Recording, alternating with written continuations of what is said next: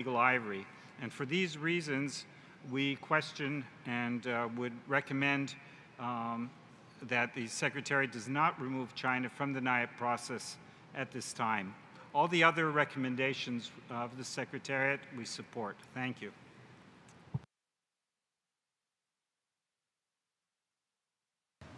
Thank you, Israel. So I understand Israel supports the recommendations in paragraph 10 with the exception of recommendation A1 to not include China in the NIAP process. I will continue to take interventions from members of the Standing Committee seeking your guidance on the recommendations in Doc 7.4.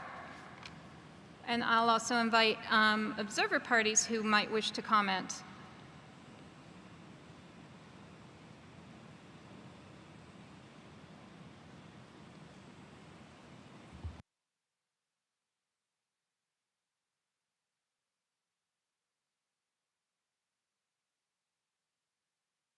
Okay, I see no requests for the floor, so I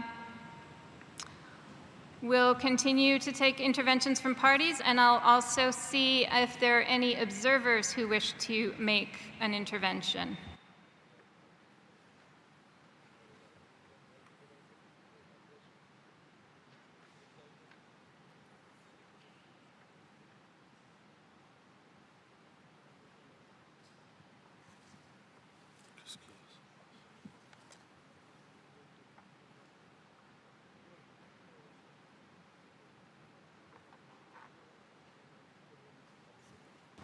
Okay, I see an intervention from, I believe it's the EIA. So EIA, you have the floor.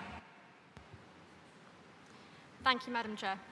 This intervention is made on behalf of the Environmental Investigation Agency, Born Free, the Centre for Biological Diversity, David Shepherd Wildlife Foundation, Eurogroup for Animals, Fondation France Weber, Fondation Brigitte Bardot, Pan-African Sanctuary Alliance, Pro Wildlife, Robin des Bois, the Species Survival Network, WCS, and WWF.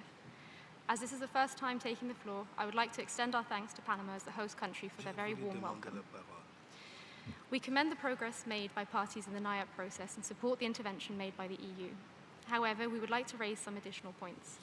Firstly, we are concerned at the continued lack of progress by certain parties in the NIAP process to prioritize international cooperation to investigate and tackle transnational criminal groups involved in poaching and trafficking, including the slow implementation of existing mutual legal assistance treaties and/or delays in developing MOUs. We encourage parties to expedite progress under Pillar 3 as required by the NIAP guidelines to ensure that criminal networks involved in ivory trafficking are disrupted across source, transit, and destination countries through international cooperation.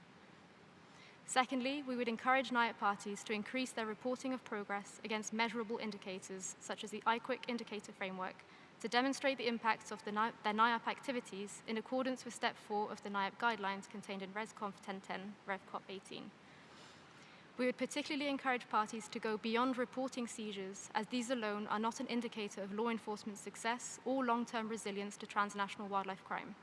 We would instead encourage NIAP parties to prioritize reporting against prosecution and conviction outcomes and remind the committee that seizures without prosecution and conviction do little to deter or prevent poaching or trafficking. Finally, we would draw attention to the need to consider today's discussion in the context of COP19 Doc 66.7, which calls for a review of the NIAP process in light of ongoing procedural and compliance issues linked to the process. Thank you, Chair. Thank you, EIA. I saw a request from the Democratic Republic of the Congo, so you have the floor, please. Merci, Madame la Présidente, pour la parole. Comme j'interviens pour la première fois, je profite de cette occasion pour remercier les autorités du Panama pour leur hospitalité et pour avoir organisé cette importante manifestation. Je remercie également le secrétariat pour toutes les facilités logistiques. J'aimerais prendre la parole concernant le point sur le PANI, parce que mon pays est concerné. Tout d'abord, je voudrais commencer par là où le secrétariat avait reconnu n'avoir pas mentionné la République démocratique du Congo parmi les pays qui avaient soumis le rapport sur le PANI. Alors par là, je m'interroge, Madame la Présidente. au paragraphe 10, je vois les recommandations concernant la République démocratique du Congo, mais basées sur les prémices qui sont développées au paragraphe 6. Au paragraphe 6, j'ai la version française qui considère la République démocratique du Congo comme partie n'ayant pas soumis le rapport. Or, le secrétariat a reconnu avoir reçu le rapport de la RDC à la date du 9 mai, suivant la recommandation de la 74e session du comité permanent. Alors par là, je pense que ce paragraphe 10 devrait être mis à jour concernant la République démocratique du Congo. Je me demande si nous avons la même version. Peut-être au niveau de la version anglaise, il y a, comme vous l'avez reconnu, il y a l'annexe que nous n'avons pas vue dans la version française pour nous permettre de nous préparer. Par là, j'estime qu'il serait logique, si on reconnaît que la RDC a soumis les rapports et qu'au niveau du paragraphe 6, on a cité la RDC comme n'ayant pas soumis les rapports. Alors, pourquoi la recommandation concernant le point 10 n'est pas mise à jour? Je demande la mise à jour de cette recommandation concernant le paragraphe 10, parce que la RDC a soumis les rapports, et dans ces rapports, il y a eu beaucoup de progrès qui ont été signalés. Alors, il est anormal de maintenir la RDC comme un pays prioritaire, alors que dans les rapports, il y a eu beaucoup de progrès. Il y a eu même des contradictions, il y a eu même certaines informations qui ne sont pas correctes, qui n'ont pas été vérifiées par la RDC. Par exemple, les informations sur la disparition des stocks gouvernementaux de l'ivoire qui ne sont pas approuvées par la RDC, parce qu'elles n'étant pas vérifiées sur le terrain. Donc, Madame la Présidente, je voulais profiter également pour rappeler ici que comme nous avons été absentes avant midi, nous avons trouvé même une contradiction entre les rapports sur les PANI, qui semblent être plus sévères pour rien contre la RDC, alors que les rapports sur l'article 13 a reconnu beaucoup d'efforts dans le cadre de la lutte contre le commerce illégal. Il y a eu beaucoup de cas d'ivoire qui ont été saisis. Et ici, je voulais préciser que la RDC n'est pas forcément un pays source de l'ivoire. C'est plutôt actuellement un pays de transit. Est-ce que tous les pays de transit sont sanctionnés ou sont considérés comme étant des pays qui ne fournissent pas beaucoup d'efforts? Parce que les rapports d'analyse génétique qui ont été effectués aux États-Unis ont démontré que la plupart d'ivoires qui semblaient provenir de la RDC ne sont pas originaires de la RDC, c'est plutôt un pays de transit des ivoires qui sont venus d'autres pays. Donc, Madame la Présidente, j'aimerais qu'on puisse revoir les paragraphes 10 concernant la RDC. La RDC ne mérite pas d'être un pays prioritaire parce que c'est un pays de transit, étant donné qu'il y a des rapports qui le prouvent que ces ivoires ne viennent pas de la RDC, c'est plutôt d'autres pays. Je vous remercie, Madame la Présidente.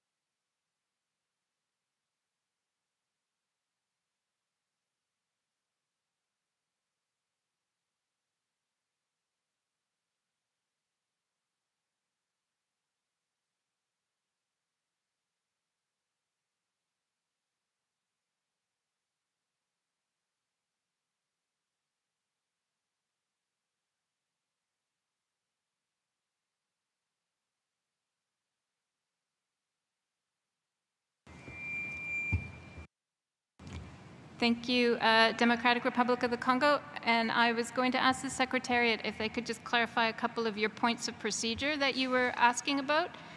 So, Secretariat, do you have a few comments on the process pieces? Yes, thank you, Madam Chair. Thank you for your comments. Democratic Republic of the Congo. I just double-checked whether the French version of paragraph 10 of the recommendation in paragraph 10 to the DRC is the same as the English version, and it appears to me that it is the same, that there's no difference. Also regarding your point that the DRC submitted a report to SC74, that is correct, but as you see in paragraph 6, it says that these parties did not submit a report to SC74 in the time frame set in the guidelines. And I believe the DRC may not have submitted its report within the time frame. Also, I would like to highlight that the report that the DRC submitted to the Standing Committee at SC74 did not use the correct template for reporting, and it did not report on 5 of the 28 actions in the NIAP. So for these reasons, the Secretariat was at SC74 not in a position to evaluate the report submitted by the DRC, and that explains why the Standing Committee passed the recommendation at SC74 asking the DRC to resubmit for the present meeting. Thank you, Madam Chair. Thank you for those clarifications, Secretariat. And so I will continue to see if there's reactions to the recommendations in paragraph 10. From what I've heard and not heard so far, it is my understanding that the Standing Committee agrees with the recommendations found in paragraph 10 of the document for the countries named. I heard Israel have a concern with one of the recommendations. I've not heard any other comments regarding that, and so I am taking the silence of the Standing Committee to be that they agree with the document 7.4 and the recommendations found in the document, including the recommendation to not include China in the NIAP process. I did hear that from Belgium, but I'm taking the silence from the rest of the members to also be agreement with the recommendations in the document as they are written. So I will see if there are further reactions. And if not, this is what I will take as my conclusion.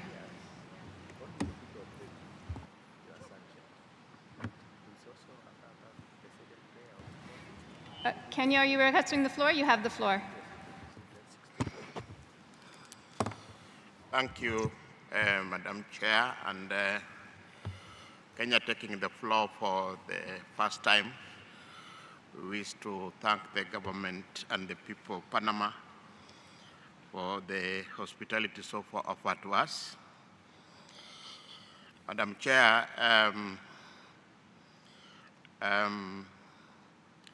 while we want to align with the concerns raised by DRC and Israel, I think we take it that NIAP process should not be seen as a compliance issue, but an issue that should be able to address international cooperation to deal with this organized crime from the source transit to the consumer states. If there are doubts that there's still illegal trafficking of ivory getting into countries, and if a country feels that, like in para 5, item 5 in regard to DRC Congo, if you check the last sentence, and 5 that was recommended that at SC 67, looks like there could be a punishment, a compliance, and that could be something that discourages parties to implement the NIAP process. Madam Chair, I think whereas not coming strongly to indicate whether to have China continue serving in the NIA process. To us, it's very encouraging. If there is a problem, there's a problem because there's contradictory in the document. So it is our conviction that parties will sue this as a process to help fight the international crime, but not a compliance issue. So it's just to say we want to support and align with the thinking of Israel, and not to stop making progress for the committee, support the recommendation made there. And just note that this is not a compliance issue, but something to promote international cooperation to deal with the international crime when it comes to ivory trade. Thank you.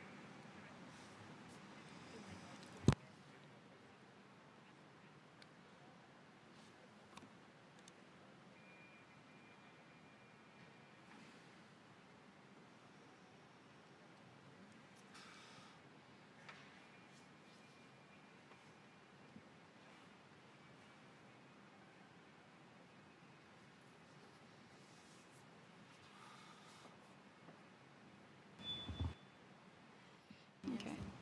So thank you, Kenya, for your intervention.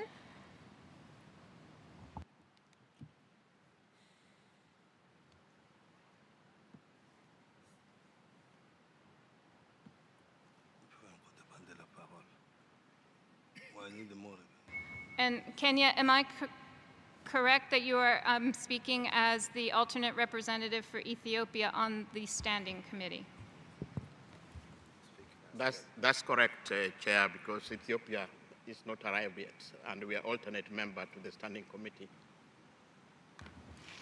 Thank you very much, Kenya. So now I have two views from members of the Standing Committee regarding the recommendations under paragraph 10, particularly recommendation A, Roman I.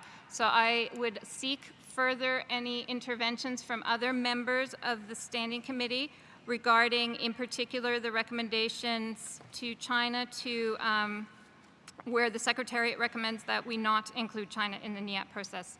So I'll seek further advice from members of the Standing Committee in order to understand the will of the committee.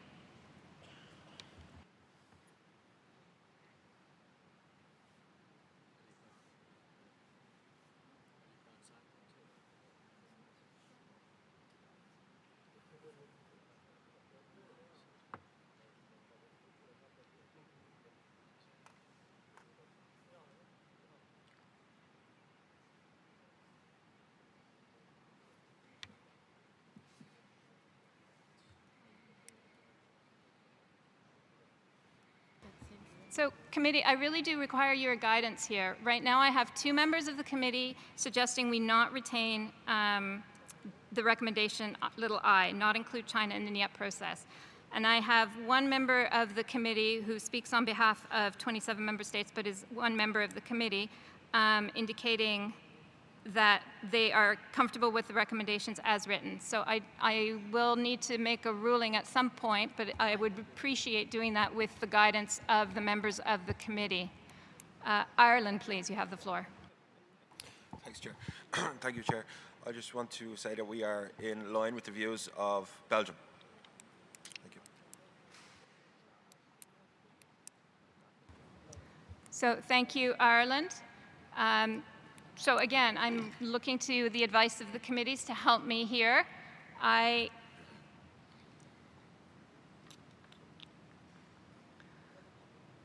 would really seek any insights.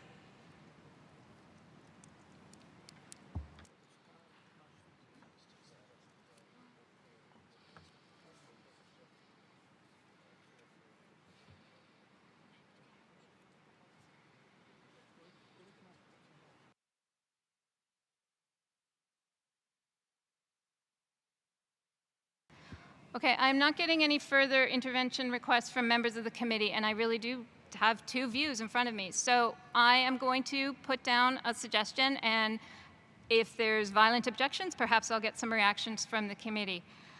Based on what I've heard and based on the document 7.4 has been before the committee for a longer period of time, I'm going to suggest that the Standing Committee agree the recommendations found in paragraph 10 of the document as they are presented in document 7.4. So I'm going for the, in essence, the default that we agree the recommendations found in paragraph 10 of the document 7.4. So this is the views that were expressed by Belgium and Ireland on the committee. If members of the committee who have not yet expressed their views on this have a differing view, I would ask them to please raise their flags and take the floor. And otherwise, that will be my conclusion of the debate regarding these recommendations on the NIAP process.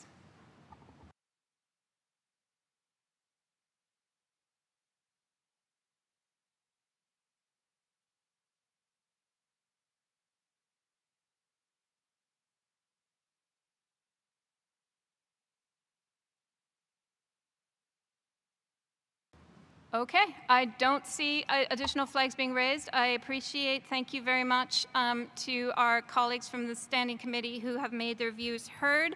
And based on what I'm hearing and not hearing, as per my previous conclusion, I conclude that the Standing Committee agrees the recommendations found in document 7.4, paragraph 10, for China, South Sudan, Angola, Cameroon, Democratic Republic of the Congo, Mozambique, Nigeria, Togo, and Ethiopia. Thank you. So that concludes our discussion of document 7.4.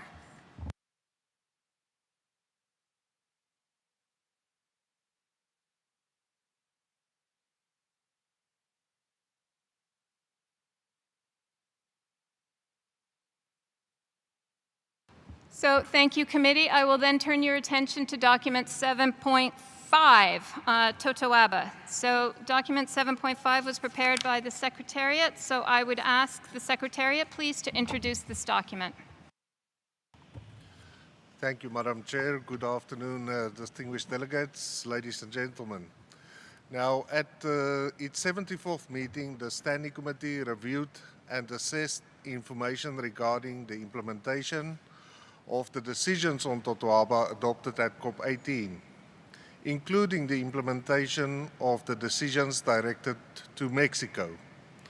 The committee agreed a number of recommendations and, amongst others, requested Mexico to include information on the measures implemented and activities conducted in accordance with the recommendations agreed at SC74 in its next regular 6-monthly reports to the Secretariat. The 5th regular 6-monthly report from Mexico was submitted to the Secretariat on 30 April 2022 and is available as Annex 7 to document COP19, document 29.2.1. The 6th regular 6-monthly report from Mexico was received on 1 November and is available as an information document for the present meeting as SC75 Information Document 1.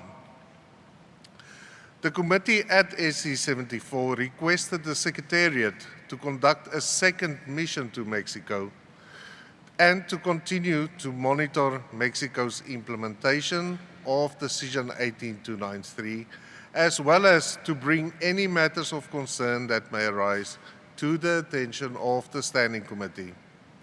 As highlighted in the present document, the situation in the Upper Gulf of California is complex and multifactorial, and Mexico are deploying substantial resources to address illegal fishing and trafficking.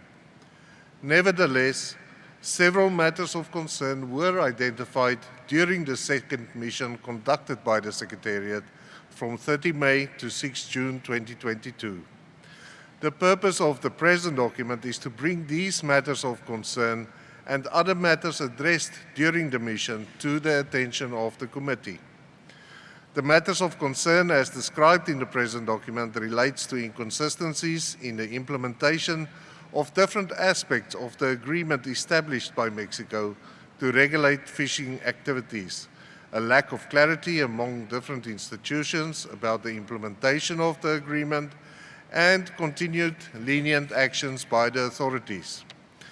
Other matters reported upon by the Secretariat relates to alternative livelihoods and aquaculture as possible tools to support and strengthen local population, business and academia involvement in conservation, as well as information on a visit conducted to the Earth Ocean Farms facilities during the mission. The Secretariat is conscious of the urgent need for action portrayed by Decision 18293, noting that matters pointed out as being of concern in document SC 2020-INF14 and document SC 74, Doc 28.5 remain of concern based on the findings of the mission. Urgently addressing these remain essential. The decisions to be agreed at COP19 will provide the roadmap for Mexico to follow during the next intersessional period. Effective implementation of these with a sense of urgency will be important, and therefore the Secretariat recommends that the committee, amongst others, request Mexico to, in consultation with the Secretariat, prepare a compliance action plan. The recommendations proposed by the Secretariat are intended to be complementary to the decisions to be adopted at COP19 and are presented in paragraph 52 of the present document. Thank you, Chair.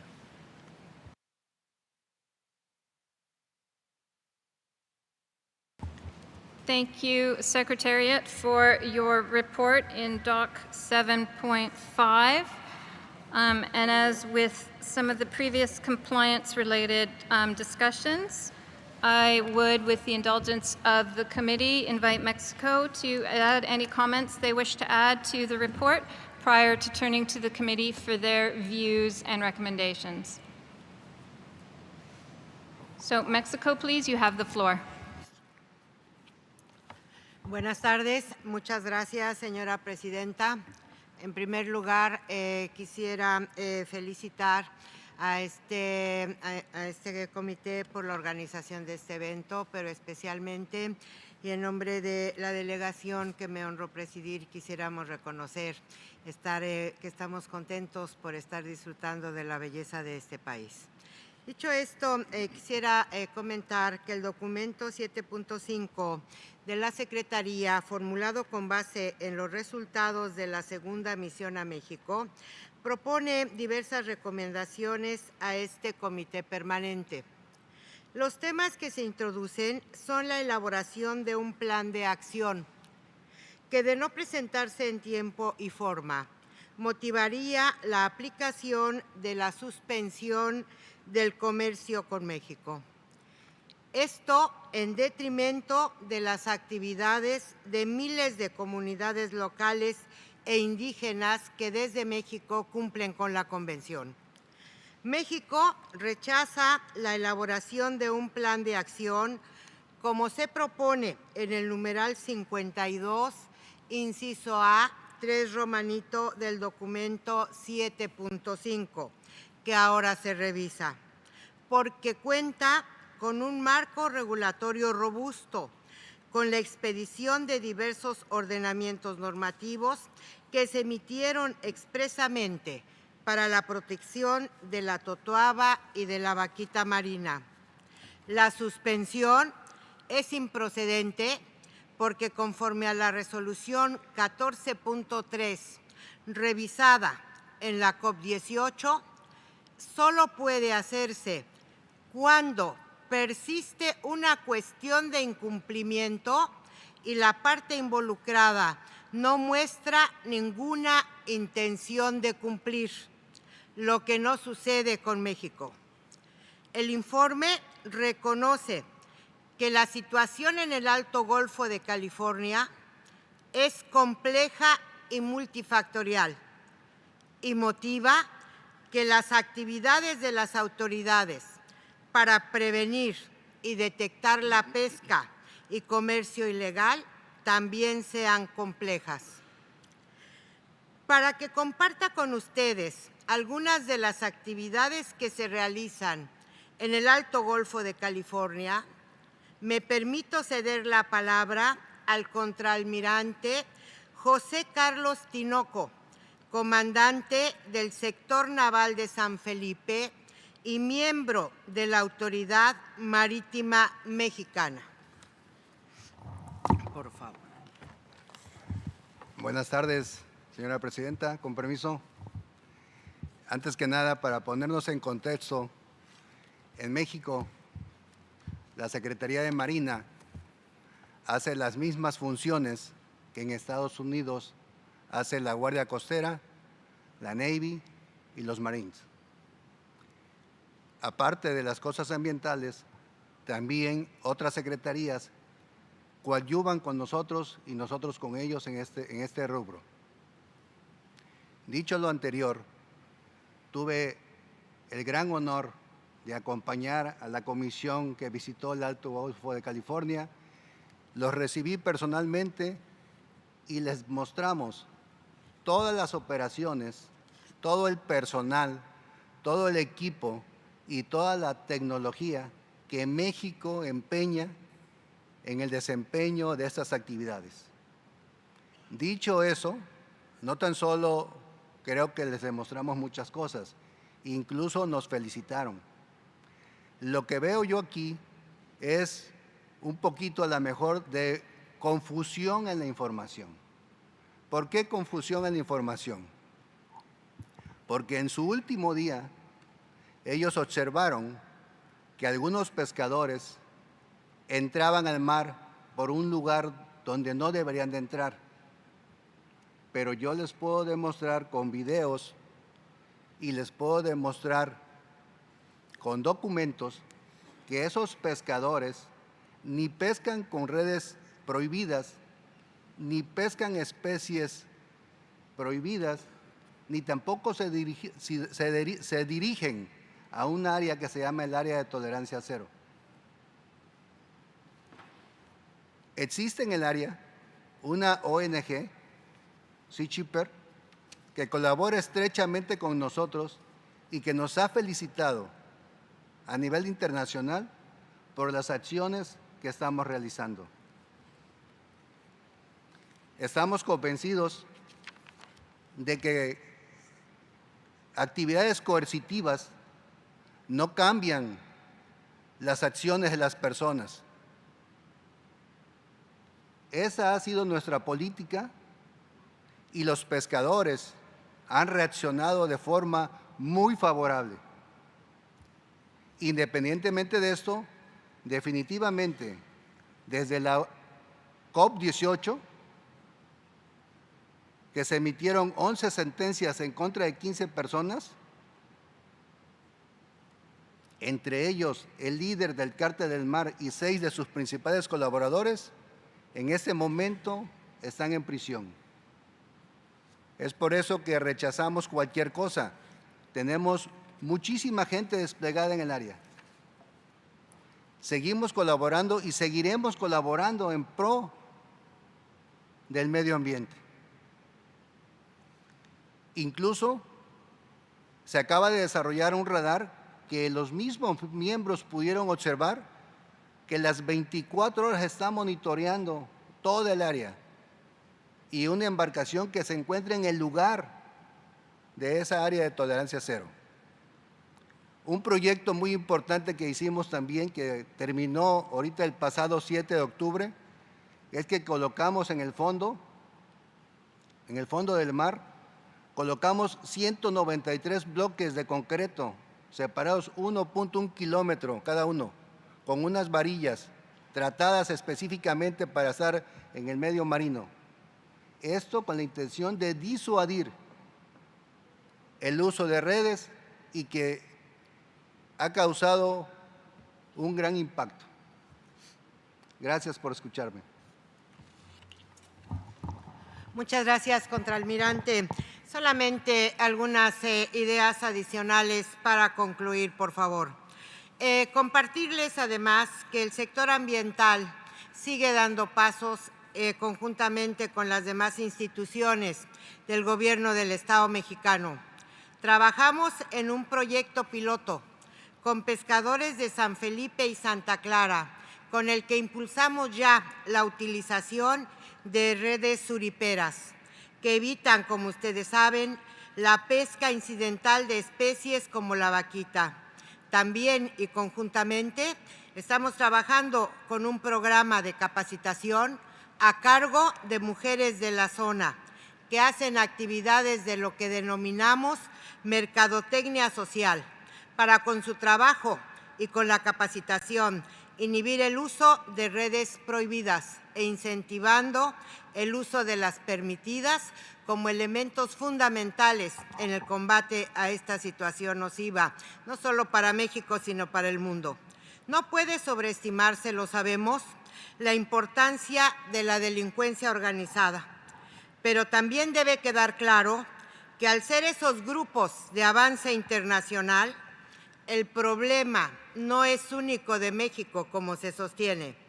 Si bien el tráfico de Totowa empieza en México, tiene como punto de destino final países del continente asiático, previo tránsito por otros, lo que es un hecho notario. Estos países también tienen compromisos que se han establecido en las decisiones, como son los de informar y los de impedir que crezca y terminar con la oferta y la demanda. Lamentablemente, creemos que no se ha hecho.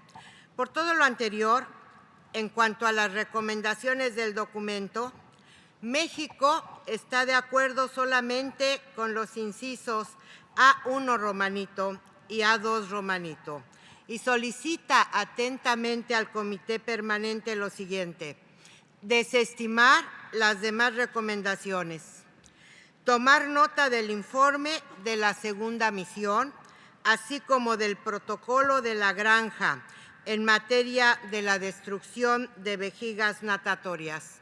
México reitera que continuará trabajando en el cumplimiento de la Convención, como lo ha hecho y sigue haciéndolo hasta ahora.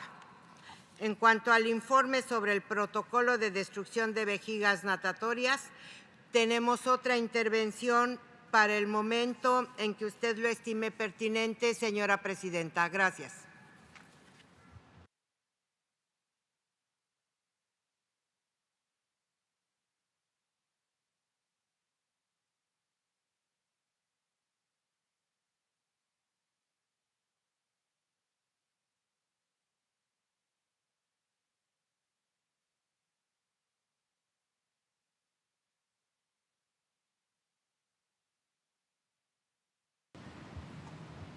Thank you, Mexico, for your intervention. And if I understood Mexico's intervention correctly, for the committee's consideration, Mexico agrees with the recommendations 52A, Roman I, and Roman I, but does not agree with the remaining recommendations in the document. So that's for the consideration of the committee.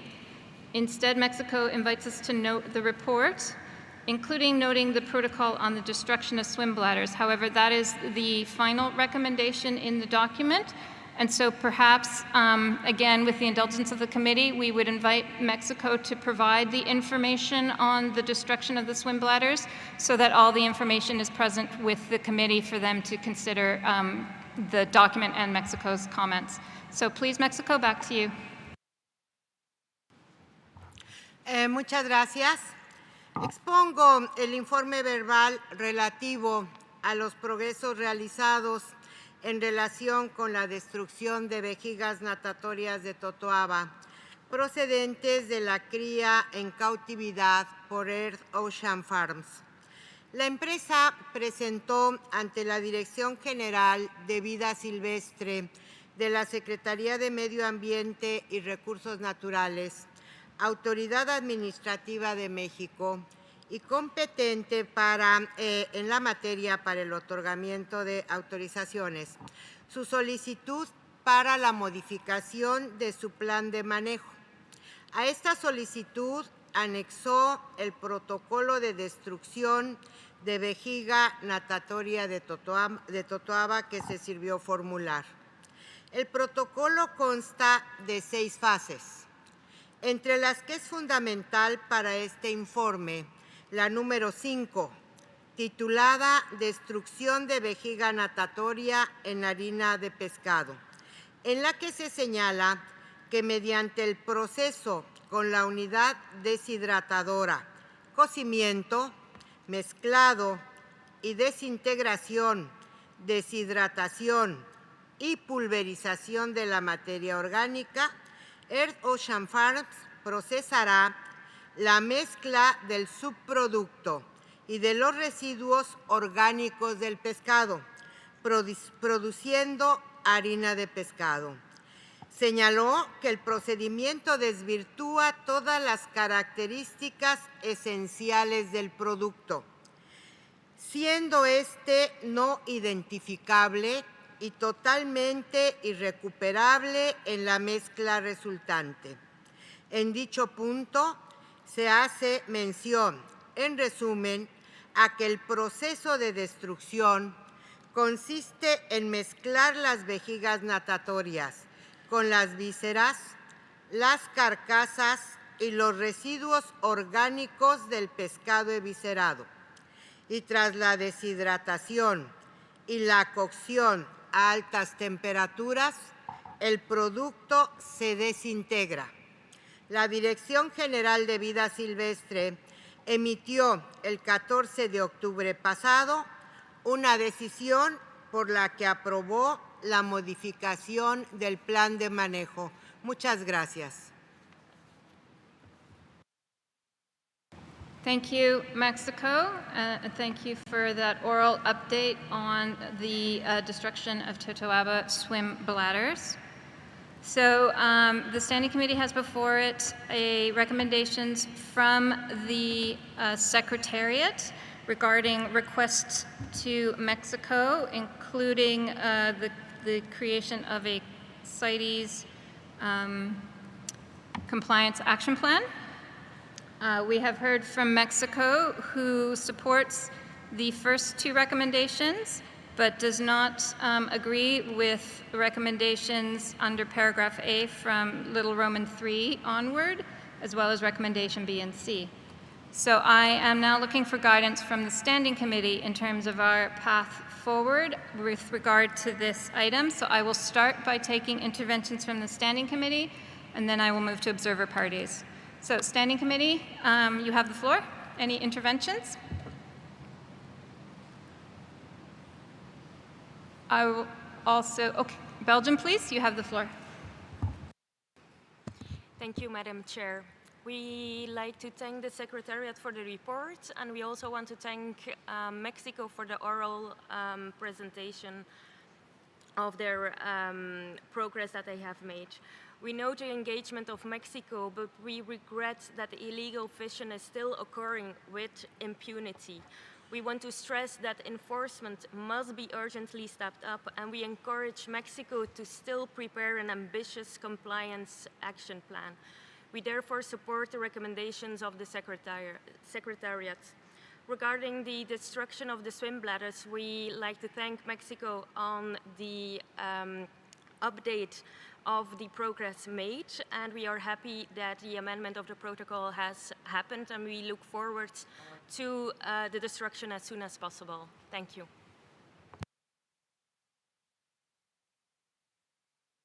Thank you, Belgium. I'll continue to take interventions from members of the Standing Committee, and I will also invite observer parties who wish to intervene. So I have Israel, please.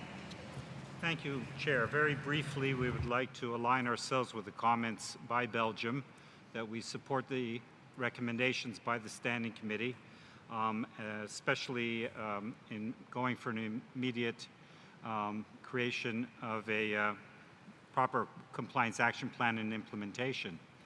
We would like to thank Mexico for all their efforts and for discussions that we had earlier with the Admiral on the issues of the work that's been going on there in this complex area. But as we see in the report, there still is quite a lot of activity, illegal activity still going on in this complex area, and any efforts and all efforts that can contribute should be made, even if sometimes they may seem to Mexico that they're not necessarily needed. On the issue of the destruction of Totowa swim bladders, We thank Mexico for making their oral report as they were requested to, but we have a question. This form of use of the swim bladders, as far as we know, is wanted in international trade, not in its whole form, but for use in traditional medicines as some sort of powder or extract. And we wonder if after this procedure where it's been pulverized and mixed with fish meal, if that would still make it a commodity that would still be used for this purpose by practitioners of these practices in the Far East. We don't know enough ourselves about how the swim bladder is used in the traditional medicine, and we wonder if Mexico has investigated this issue and if this fish meal is actually a way to take it out of use, or if it actually just dilutes it a little with other fish product. So from our point of view, it doesn't really sound like destruction, it just sounds like pulverizing, which is one step along the way towards making it available for use. Thank you. Thank you, Israel, and also I'm sure Mexico's taken note of your questions, and so I will see if they have any responses on that. And of course, we also have opportunities to further discuss in the COP item on this matter. But thank you for your clear intervention regarding the recommendations in paragraph 52. So I will continue to take interventions from members of the Standing Committee, and I also invite parties who wish to intervene. So I will hear from Peru, followed by Canada. Peru, please. Muchas gracias, señora Presidente. Lo primero que queremos expresar es que el Perú felicita los esfuerzos realizados por México desde la última reunión del Comité Permanente, especialmente por las acciones de vigilancia en el área de refugio de la Vaquita para impedir las actividades ilegales, así como el ordenamiento de la pesca y actividades de sensibilización. Entendemos además que ya se está iniciando la destrucción de las vejigas natatorias producto de las actividades del criadero registrado en las CITES. Sin embargo, consideramos que las recomendaciones de la Secretaría son pertinentes y apoyamos el pedido de reforzar las políticas de tolerancia cero a la pesca no autorizada en las áreas de refugio de la Vaquita, así como la necesidad de que se elabore un plan de acción para el cumplimiento de los compromisos, teniendo por supuesto en cuenta la complejidad del problema y la disponibilidad de los recursos para su implementación. Como representantes de la región de América del Sur, se realizó la consulta a los países parte y en ese sentido trasladamos el apoyo de Argentina a las recomendaciones de la Secretaría. Muchas gracias, señora Presidenta. Thank you, Peru. I hear from Canada, followed by Oceania. So Canada, please.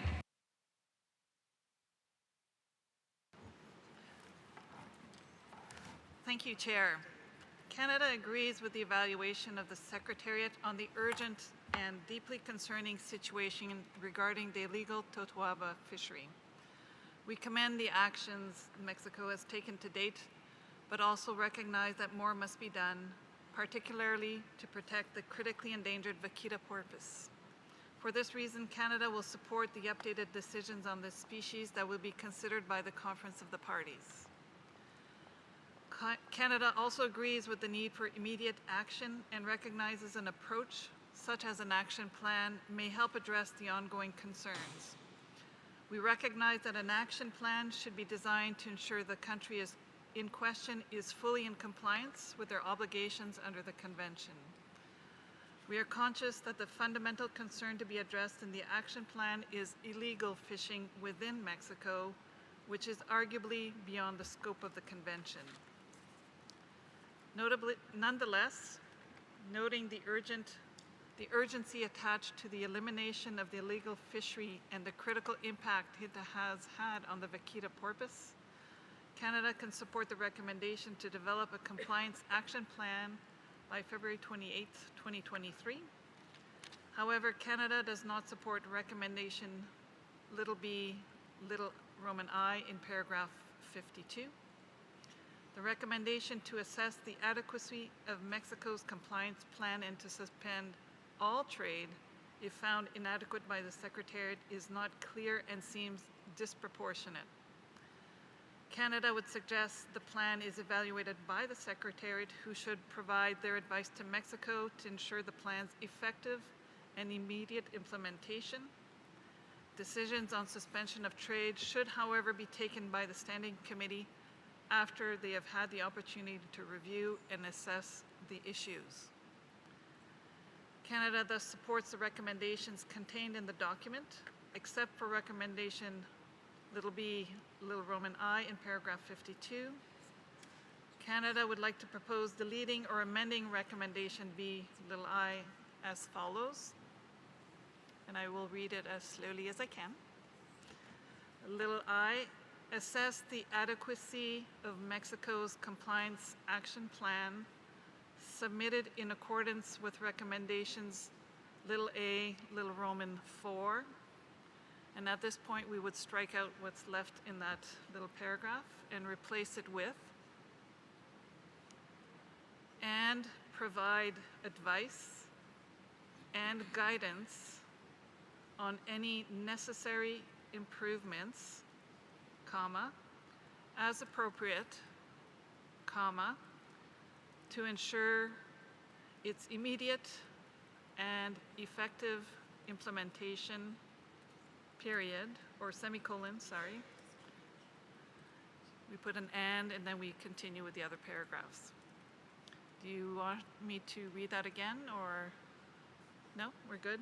And we'd like to thank Mexico for their oral report on the destruction of the swim bladders. It's a very interesting and creative approach.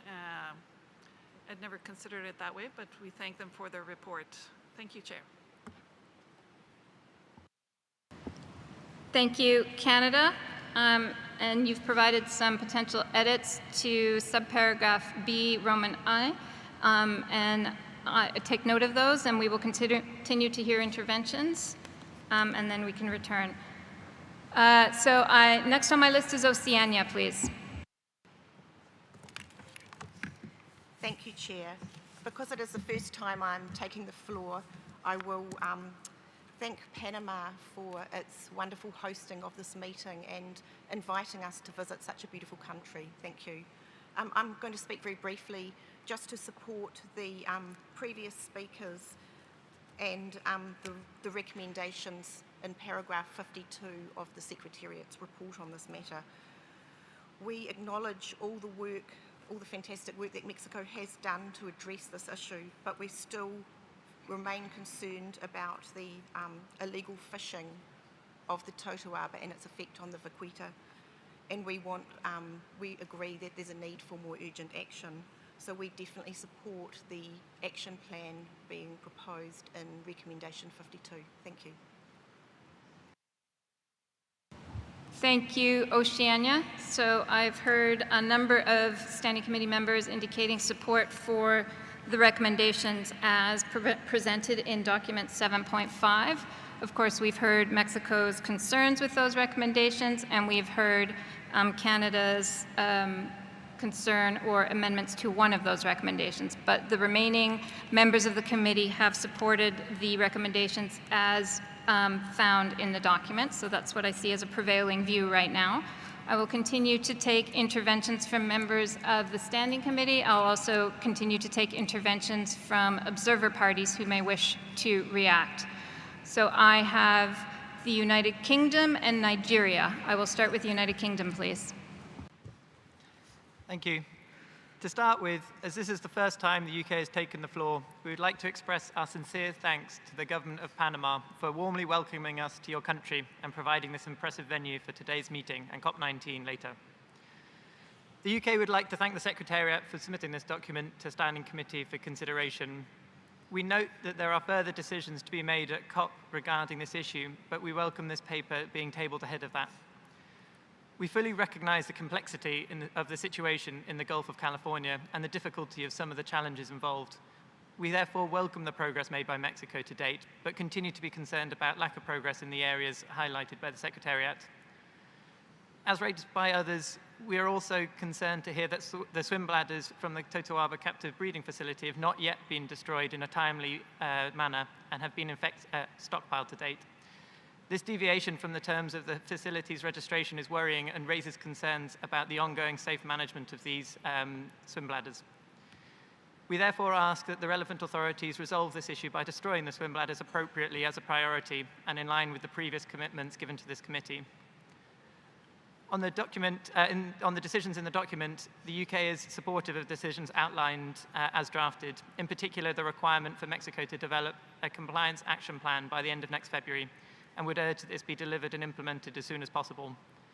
Given the urgency with which effective action is required to avoid extinction of the critically endangered vaquita, we urge the Standing Committee to adopt the decisions outlined in the document. Thank you. Thank you, United Kingdom. The next speaker I had on my list was Nigeria, and I see followed by the United States. So Nigeria, please. Thank you, Madam Chair. Nigeria thanks the Secretariat for submission of this report and also thanks Mexico for the effort they have undertaken to protect both the critically endangered vaquita and the Totowa. We understand the complex challenges faced by Mexico, but we also note that these species are on the brink of extinction and that as a CITES community, we must prioritize urgent and definite action. We are very concerned with the status of the vaquita and the lack of progress that has been made in ending the illegal trafficking of Totowa that is driving the vaquita to extinction.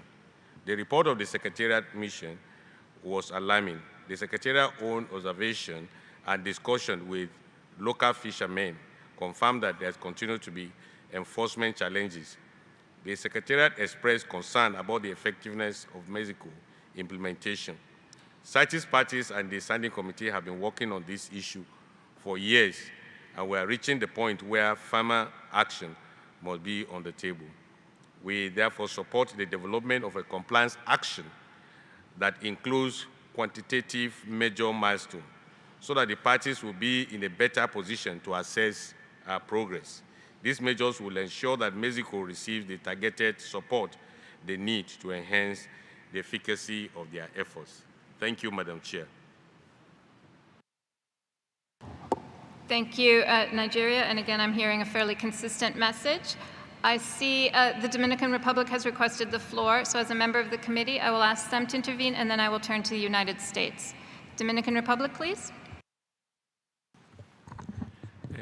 Es la primera vez que nos dirigimos a este comité. Primero que todo, dar las gracias a Panamá por su hospitalidad, recibirnos acá, a la CITES, a la Secretaría por la organización, conjuntamente con Panamá. Bien, nosotros agradecemos la elaboración de este documento de parte de la Secretaría. Por igual, nosotros valoramos los esfuerzos que ha hecho México y el progreso que ha hecho en la protección de la vaquita marina, pero al mismo tiempo entendemos que es una situación un poco difícil y las situaciones extremas requieren también de medidas a veces un poco extremas también. En este caso nosotros nos adherimos y apoyamos el plan de acción de la Secretaría. Entendemos que hay que hacer un poquito más de esfuerzo para proteger esta especie. Muchas gracias. Thank you, Dominican Republic. I have the United States, please. Thank you, Madam Chair.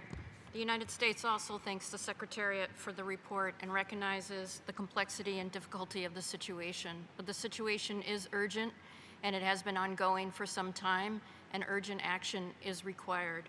We certainly support the development of a plan, but we fully support the Secretariat's decisions as drafted because of the need for urgent action, and urge other CITES parties to support the Secretariat's document. Thank you.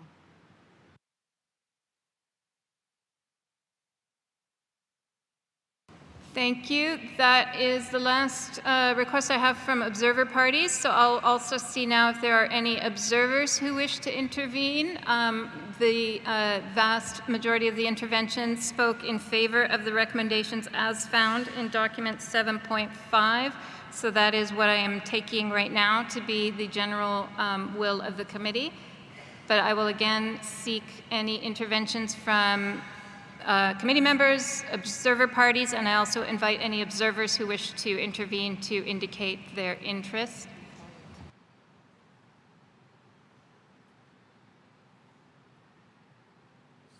Okay, over here, please introduce your organization prior to making your intervention. Thank you.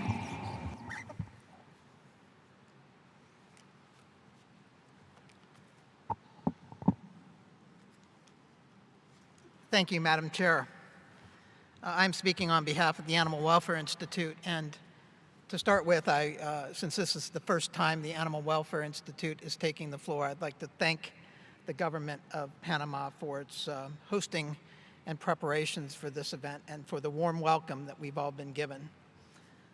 I make this intervention on behalf of the Animal Welfare Institute Center for Biological Diversity, Environmental Investigation Agency US, Environmental Investigation Agency UK, Natural Resources Defense Council, Born Free, Eurogroup for Animals, Pro-Wildlife, Earth Trust International, Species Survival Network, and Robin Dubois, some of which have been intimately involved with this issue for decades. The vaquita porpoise is now heartbreakingly close to extinction. Likely only around 10 vaquita remain. There is a single cause of the vaquita's decline: Mexico's long-standing failure to stop illegal fishing with gill nets for Totowa and other species, gill nets that entangle and kill vaquita. Totowa swim bladders are trafficked internationally, primarily to China, making this a clear CITES compliance matter. For decades, the Mexican government has promised at conferences, meetings, and workshops to enforce the ban on Totowa fishing and trade. While this has garnered the congratulations of other governments, Mexico's promises have fallen short and the vaquita has continued to decline. This failure is clearly documented in SC 75 Doc 7.5. As the Secretariat observed during an unplanned visit to the shoreline in San Felipe, Mexico, over a dozen boats were seen illegally disembarking into the vaquita's habitat in just over 1 hour without the required inspection. Furthermore, in their discussions with fishermen, the Secretariat was told that illegal fishing occurs, quote, daily, end quote, and, quote, in plain sight without any consequence, end quote. Just days ago, on November 6th, the Sea Shepherd Conservation Society reported as many as 30 pangas illegally present in the zero tolerance area and 110 pangas outside the zero tolerance area, all engaged in net fishing. The day before, 160 pangas were identified fishing for shrimp outside the zero tolerance area, likely using illegal gill nets. Madam Chair and distinguished members and alternate members of the Standing Committee, this is a compliance issue. This is a compliance issue that needs action now. The Mexican government has failed to comply with the party's directive at COP 18 to effectively prevent fishers and vessels from entering the vaquita refuge, including the zero tolerance area, to fish for Totowa for trade, and to ensure that the area is gill net free. It is not effectively implementing its own rules.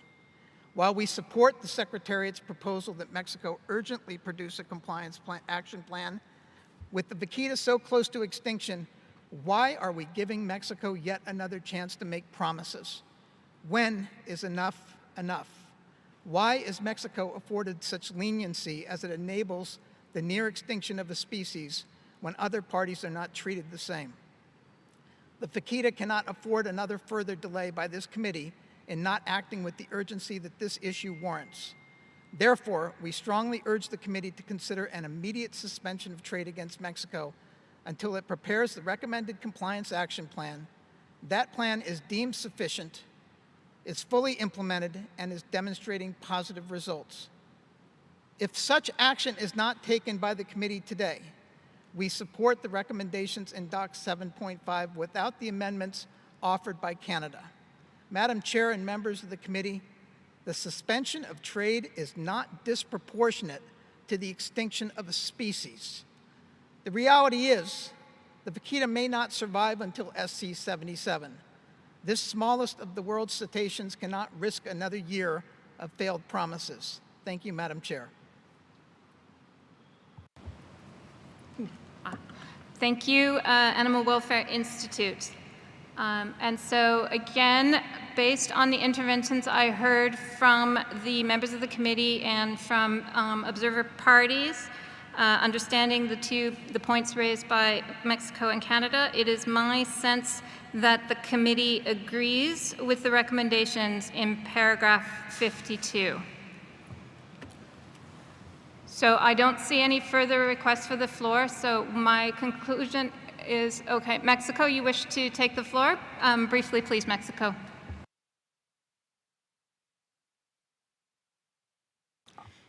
Muchas gracias.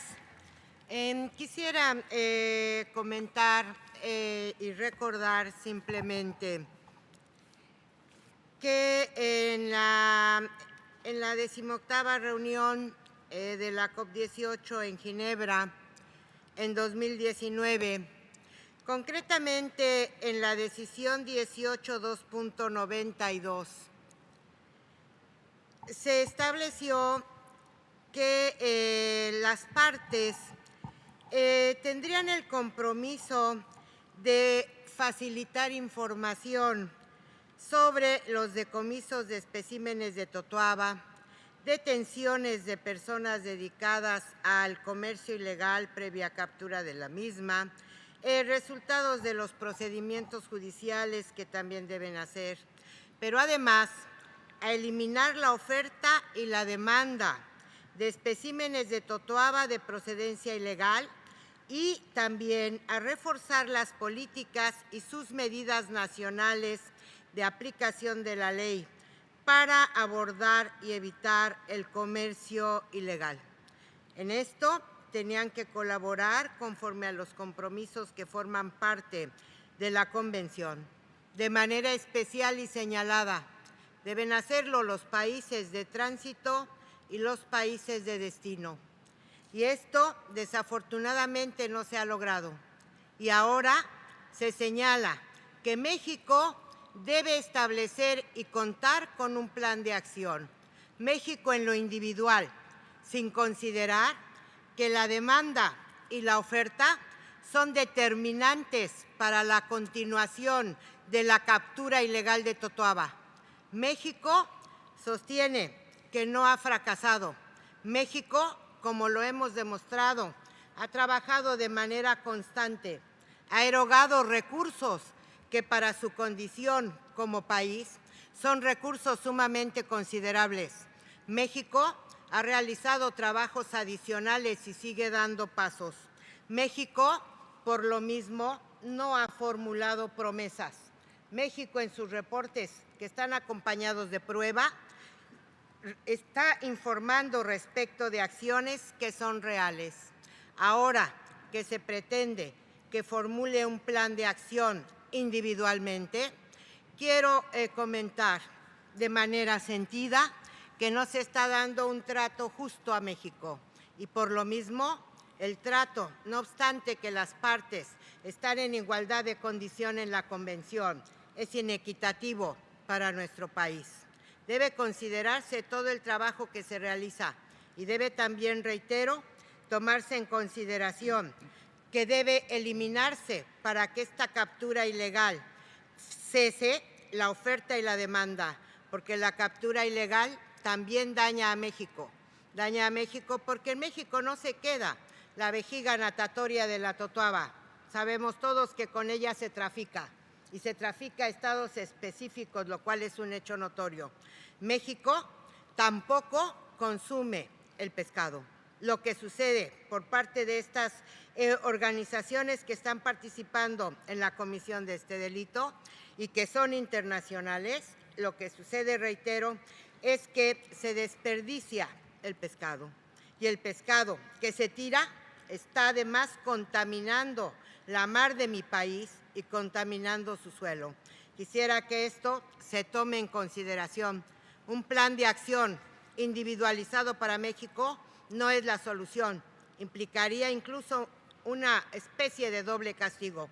Una especie de doble castigo porque seguiría trabajando solo, seguiría erogando recursos y recursos que son cuantiosos para la condición de mi país y que pueden utilizarse y debe hacerse para mejorar la condición de los mexicanos. Agradezco finalmente la postura de Canadá en cuanto a la posible sanción que también consideramos totalmente fuera de lugar y totalmente injusta. Gracias.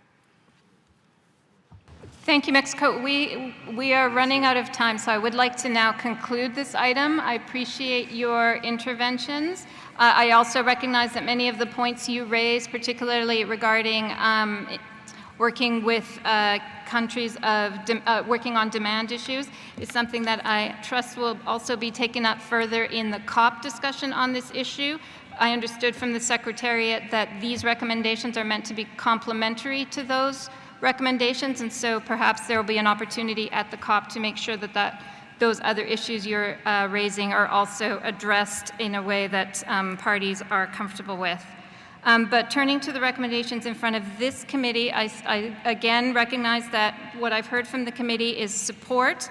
In particular, I understand that it is my conclusion that the Standing Committee agrees with recommendation A and the requests to Mexico found in there, agrees with recommendation B and the request to the Secretariat found there, agrees with recommendation C to review Mexico's progress.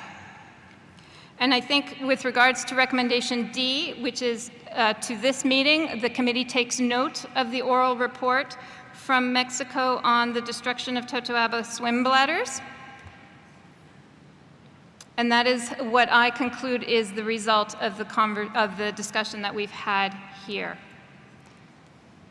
So thank you very much, committee, and I will now move us to the next item. And thank you all. So let's now move to SC 75 Doc 8 on the review of significant trade. This has been prepared by the Secretariat.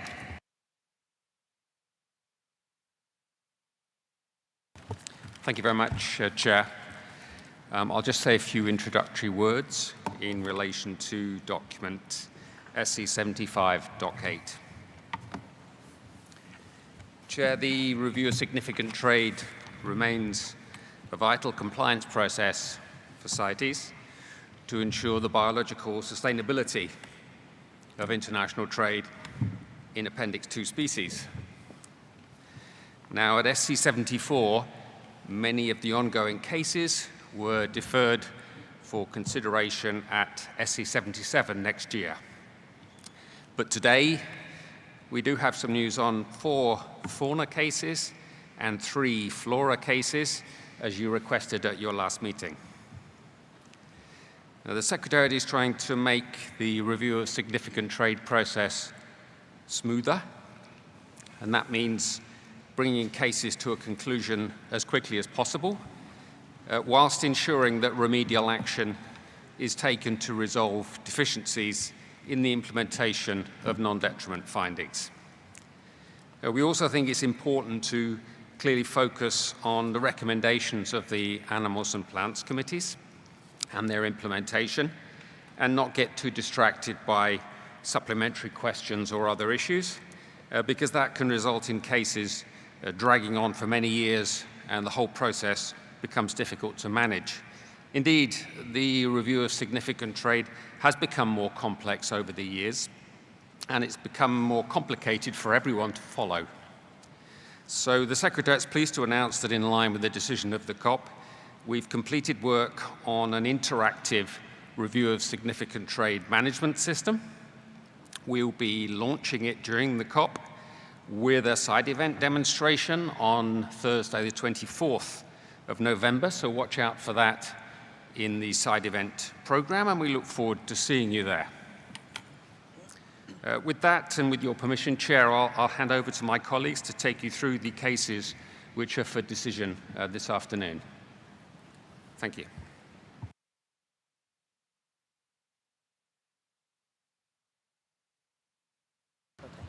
Thank you, Secretariat. And so now I would invite the committee to start going through the cases. And so what I will ask is for the Secretariat to introduce the first case, and then I will turn to comments, and we will continue issue by issue. So, Secretariat, please. Thank you, Chair, and good afternoon, delegates. So just to let you know where we are looking at, the summaries of the 4 fauna cases under review are presented in Section A of Annex 1 to the document. And this is along with the recommendations of the Secretariat following consultation with the Animals Committee. And the views of the Animals Committee can be found in Annex 2 and the responses from the range states in Annex 3. So concerning the first case, which is Ararona from Guyana, the Standing Committee at SC74 agreed to consider a proposed increase in the quota by Guyana for this species. In compliance with recommendation A and B, Guyana communicated its proposed increase in quota from 660 to 760 specimens to the Secretariat, along with supporting information contained in a report. It's a study found in Annex 3. This report was reviewed by the Animals Committee, which provided very detailed comments and suggestions for Guyana to consider. In summary, Chair, in following consultation with the Animals Committee, the Secretariat does not consider that Guyana has provided sufficient information to justify the proposed quota increase. So the Standing Committee is invited to consider the detailed recommendations which can be found in paragraph 5E. Thank you.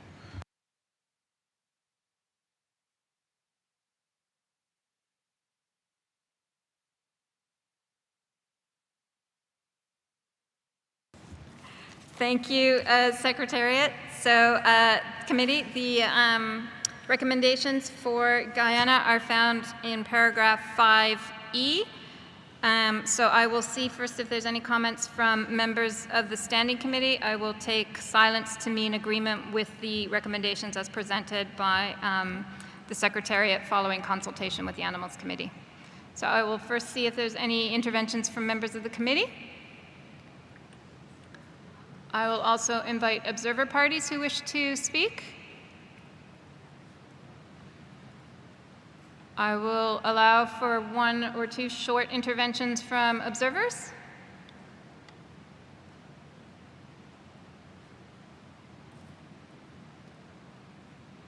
So, seeing no requests for the floor, I conclude that the Standing Committee agrees with the recommendations for Guyana as found in paragraph 5E of document 8.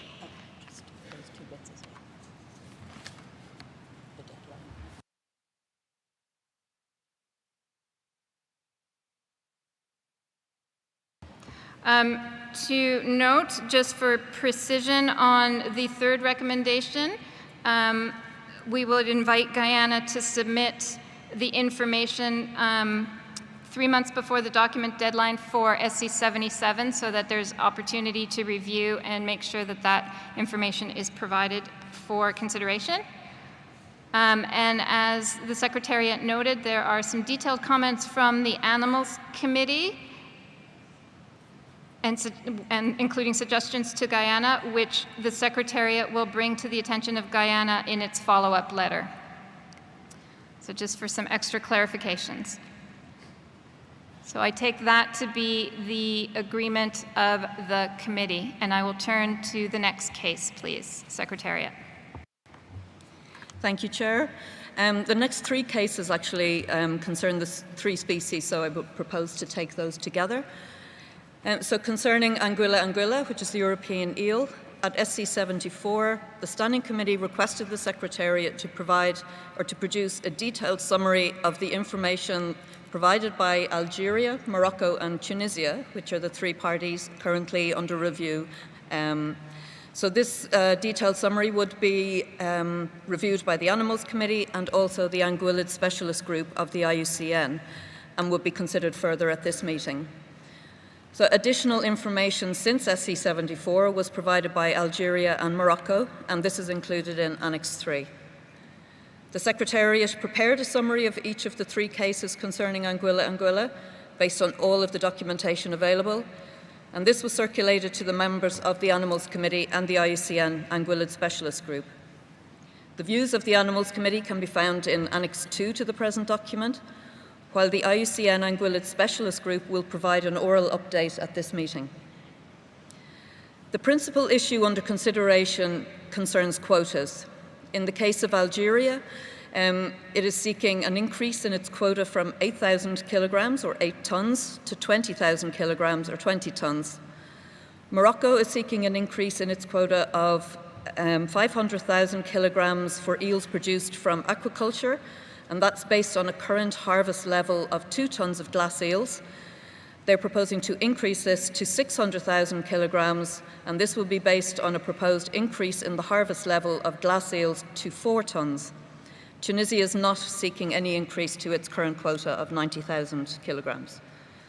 So the Standing Committee is invited to review the detailed recommendations of the Secretariat found following consultations with the Animals Committee, and these can be found in paragraphs 15, 18, and 21.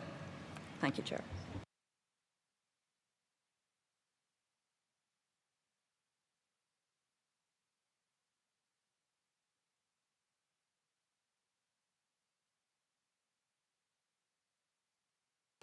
Thank you, Secretariat. And I note that the request from the Standing Committee was also to hear the, to provide these summaries to the IUCN. And so with the indulgence of the Standing Committee, perhaps we will see if a representative from the IUCN Anguillid Specialist Group might additionally have points to raise with the documents that were circulated to them. And if so, wave your placard. Oh, there you are. Hi. In the back, please, IUCN. Thank you, Chair. And we'd like to thank the Government of Panama for hosting this meeting and the Conference of the Parties. To avoid repetition, we will comment on the information submitted by the parties in the context of 2 recent documents. The first is the report entitled Status of Use and Trade in Anguillid Eels, contained in Annex 4 to document SC74 Doc 64.1, which included detailed responses from Algeria, Morocco, and Tunisia. The second is the 2023 International Council for the Exploration of the Sea, ICES, advice for the European eel, published earlier this month. ICES advises 0 catch for all life stages across the species' entire range, and also that all non-fisheries related anthropogenic mortalities should be 0. The ICES advice reflects the scale of concern for the species across its entire range, and all parties harvesting and/or trading European eel should be mindful of this. We will now comment on the 3 countries in RST in alphabetical order. Algeria. There has been progress in the understanding of the European eel and its associated habitats in Algeria, as well as a strengthening of associated management. This is in part due to Algeria's engagement in the General Fisheries Commission for the Mediterranean, GFCM, programme relating to the European eel. Regional coordination of this sort has been identified as an essential element in managing exploitation and trade of the species and should be commended. However, while there is overlap in the data collection and analysis within the GFCM programme, and that need to provide a non-detriment finding, the IUCN aligns with the perspectives of the Secretariat that the justification of an increase in export quota of large wild eels from 8 tons to 20 tons is lacking, especially in the context of the ICES advice of 0 catch. Morocco. Morocco has a well-defined domestic chain of custody for European eel that facilitates traceability until the point of export. Morocco presently has a catch quota of 2 tons of glass eels for domestic aquaculture, which are grown to support a 500-ton export quota of farmed eels, both large for consumption and smaller for on-growing and import countries. There is also a catch quota of 7 tons of large wild eels for export. All of these quotas were proposed as precautionary in light of a 2013 national stock assessment. Morocco is proposing increases in the glass eel catch quota for farming from 2 tons to 4 tons, and a subsequent increase in the farmed eel export quota from 500 tons to 600 tons. IUCN agrees with the Secretariat's comments that increasing the glass eel harvest by 100% does not align with the suggested 20% increase in export of farmed eels. Further, IUCN considers that there is not enough evidence to support increasing the quotas at this time. We are encouraged to see that a suite of population monitoring studies were initiated in 2021 to update the 2013 stock assessment, though we would advise against using a single year of data from a limited number of sites to revise catch quotas for a species with an estimated mean generation length of 13 years. The proposed increase must also be considered in the context of the ICES advice of zero catch. Tunisia. Tunisia continues to strengthen its understanding and management of the European eel and associated habitats. Similar to Algeria, Tunisia's engagement in the regional program of the GFCM is to be commended. Indeed, Tunisia is reducing its catch by 30% in line with GFCM recommendations. Tunisia is not requesting a change in its export quota for large eels, though we note from the data presented in the document from the CITES database, there are disparities between importer and exporter figures in some years, which has been highlighted as a concern in the SC74 report. Finally, we'd like to state that all three countries should be applauded for progress in data collection, as this is hugely valuable in increasing our understanding of the species in these countries and across the entirety of its range. Further, there's clearly been progress in implementing management structures. However, as per recommendation L noted in the present document, we still believe that there is a fundamental need for production of a formal NDF using relevant data by all three parties to justify export quotas and associated harvests. The IUCN Anguilla Deal Specialist Group is available to advise and support this process as we are needed. Thank you, Chair.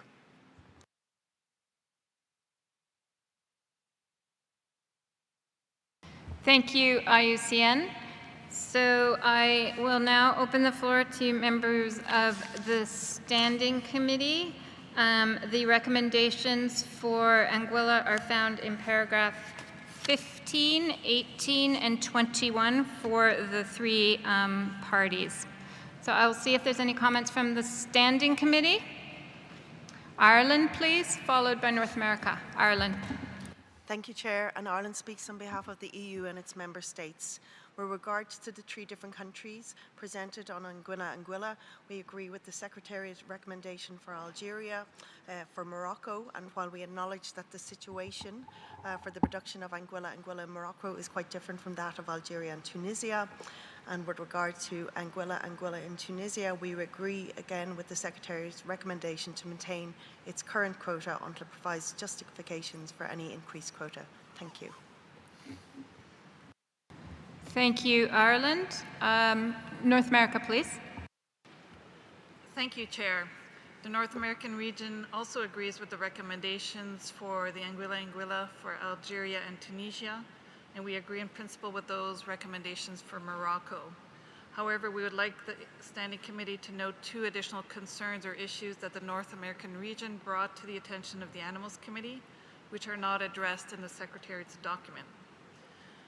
We would ask the Standing Committee to note a suggestion that Morocco provide its NDF to the IUCN Anguilla Specialist Group, as the IUCN colleague mentioned, for their review before a decision can be made as to whether or not remaining recommendations have been implemented or are no longer relevant given the production method used in Morocco, or they can be removed from the review of significant trade process.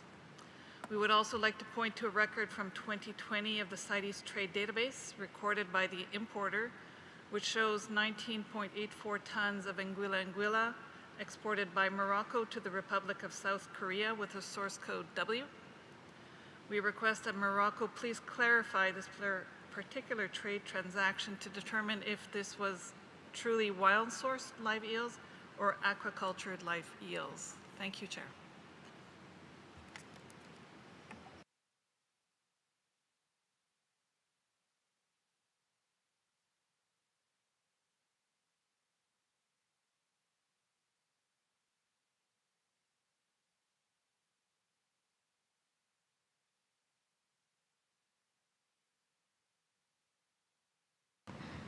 Thank you, North America. So I understood you also agree with the recommendations found in the document and ask the committee to take note of an additional 2 concerns that had been previously raised by the region. And so I think the committee, well, I'll hear reactions, but I presume that the committee will take note of those and ask the Secretariat to ensure to follow up. I will continue to take comments from members of the committee, and I'll also open the floor to observer parties. Morocco, please. Merci, Madame la Présidente. Donc, pour ma part, je voudrais remercier le secrétariat pour son rapport. Et comme vous savez, depuis l'inscription de l'anguille européenne à l'annexe 2 de la CITES, le Maroc a mis en place un certain nombre de mesures pour la gestion durable de cette espèce qui prend en considération le statut de l'espèce et permet d'instaurer toutes les dispositions techniques et réglementaires nécessaires pour permettre d'assurer une exploitation durable, conformément à notre engagement à la CITES. Ces mesures, qui sont basées sur une approche de précaution, ont porté principalement sur l'instauration du principe de quotas de pêche, le cadrage des cessions de droits de pêche, la prescription des restrictions de l'exploitation de la civelle et la mise en place d'un programme de repeuplement en anguillettes élevées. La mise en place d'un système de traçabilité aussi des produits de la pêche au niveau des sociétés amodiataires et la lutte contre le braconnage et le trafic illicite de l'espèce. Cependant, donc, pour répondre aux préoccupations du groupe d'espèces de l'UCN, actuellement, le Maroc est en train d'élaborer son ACP, l'étude du commerce important, et plusieurs étapes ont été franchies. D'abord, l'élaboration et l'adoption d'une méthodologie normalisée de suivi des populations d'anguilles, qui est réalisée avec l'appui d'une équipe d'experts nationaux et internationaux. Cette méthodologie est basée sur des protocoles adoptés et testés au niveau de certains pays européens et porte essentiellement sur l'étude du recrutement des civelles, donc au niveau des barrages et des stations de pompage, l'étude du recrutement des civelles dans les estuaires, le recrutement aussi dans les lagunes, l'évaluation du nombre de géniteurs dévalant la capture et le marquage de recapture, et l'évaluation de l'efficacité des repeuplements. Cette méthodologie donc, a été mise en place depuis la fin de 2021 et les premiers résultats de cette étude sont prévus donc vers le mois de décembre 2022, ce qui permettra d'obtenir donc les premières estimations des stocks d'anguilles au Maroc. En plus, l'étude de la faisabilité donc, de la mise en place d'une passe anguille au niveau du barrage et avec donc, le bureau Fiche Pass et dont l'installation est prévue donc, pour le mois de juin. Comme vous savez, donc, la mise en place de ces études nécessite donc, la mobilisation d'un certain nombre d'experts.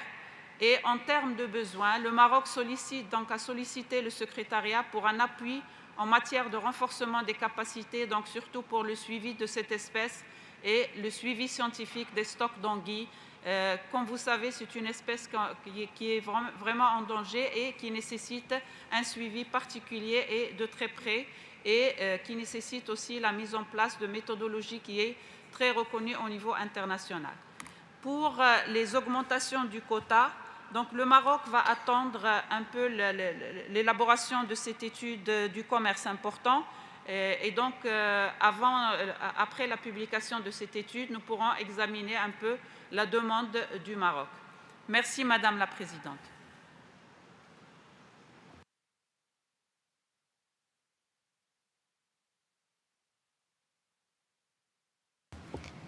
Thank you, Morocco, for your intervention and for your description of some of the activities you're undertaking. And I do also note in response to one of your comments that IUCN was also offering support, and so there might be a connection to make there.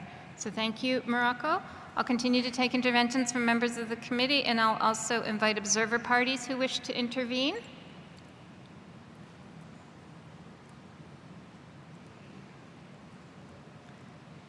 And I will open the floor to observers.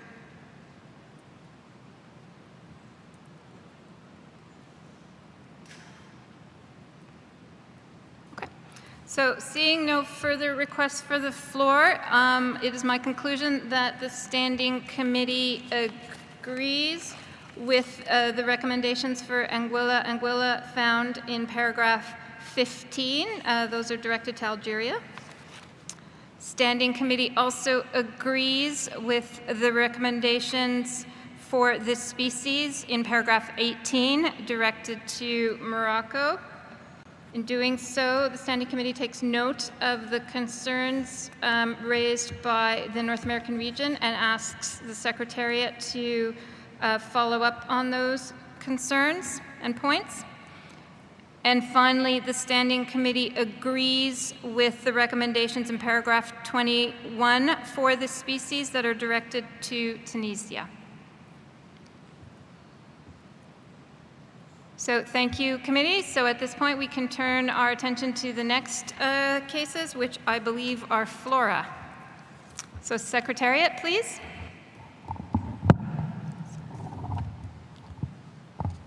Thank you, Chair. Document SC75, Doc 8, presents in paragraphs 23 to 25 updates on the 3 Flora cases that were agreed for reporting at the present meeting. And in paragraphs 26 to 31, it presents updates on the intersessional decision-making process of the Plans Committee for Pterocarpus erinaceus.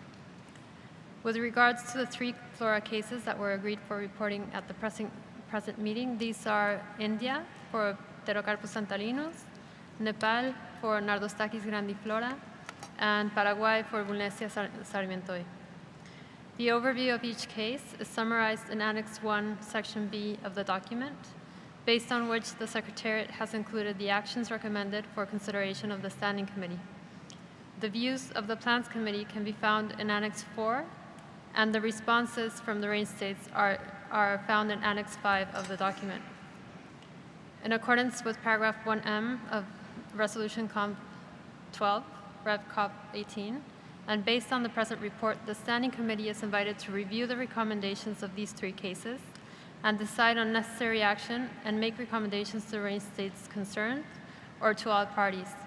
The recommendations following consultation with the Plans Committee are presented in paragraphs 23H, 24F, and 25G. For ease of reference, they are also found in the table in the Section B of Annex 1. And I will now go one by one on these 3 cases. So concerning India and Pterocarpus santalinus, the Secretariat has determined that recommendations A and B of the Plans Committee and associated recommendations C and H of the Standing Committee have been complied with. These recommendations for reference relate to the establishment of quotas and the status of material exported from plantations, also known as Source Code A. Recommendation I to K of the Standing Committee remain ongoing, pending upcoming updates by India in the implementation of the remaining credit of the one-time export of confiscated specimens, as well as that of any quotas to be established for non-wild specimens in the run-up to the 77th meeting of the Standing Committee. Therefore, the Standing Committee is invited to A, commend India in the completion of the implementation of recommendations A and B of the Plans Committee, and B, to encourage India to provide an update on the remaining credit of the one-time export of Pterocarpus santalinus from confiscated specimens, as well as of that of any additional exports of confiscated specimens in time for the matter to be considered at the 77th meeting of the Standing Committee. Thank you, Chair. Thank you, Secretariat. So I will turn the committee's attention then to paragraphs 23 and the recommendations for Pterocarpus santalinus from India, particularly the recommendations found in paragraph H of the document, 23H. So I will see if there's any comments from members of the Standing Committee.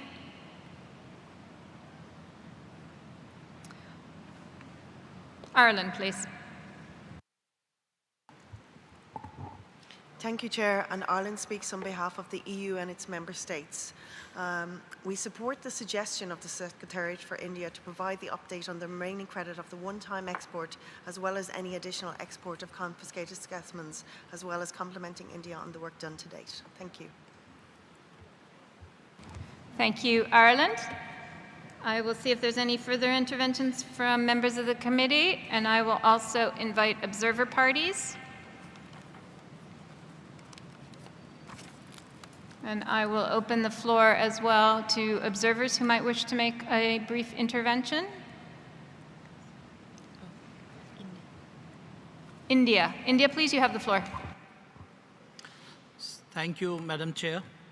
India joins other parties and delegates in thanking Government of Panama for hosting meeting of Standing Committee and COP19 in this beautiful Panama City.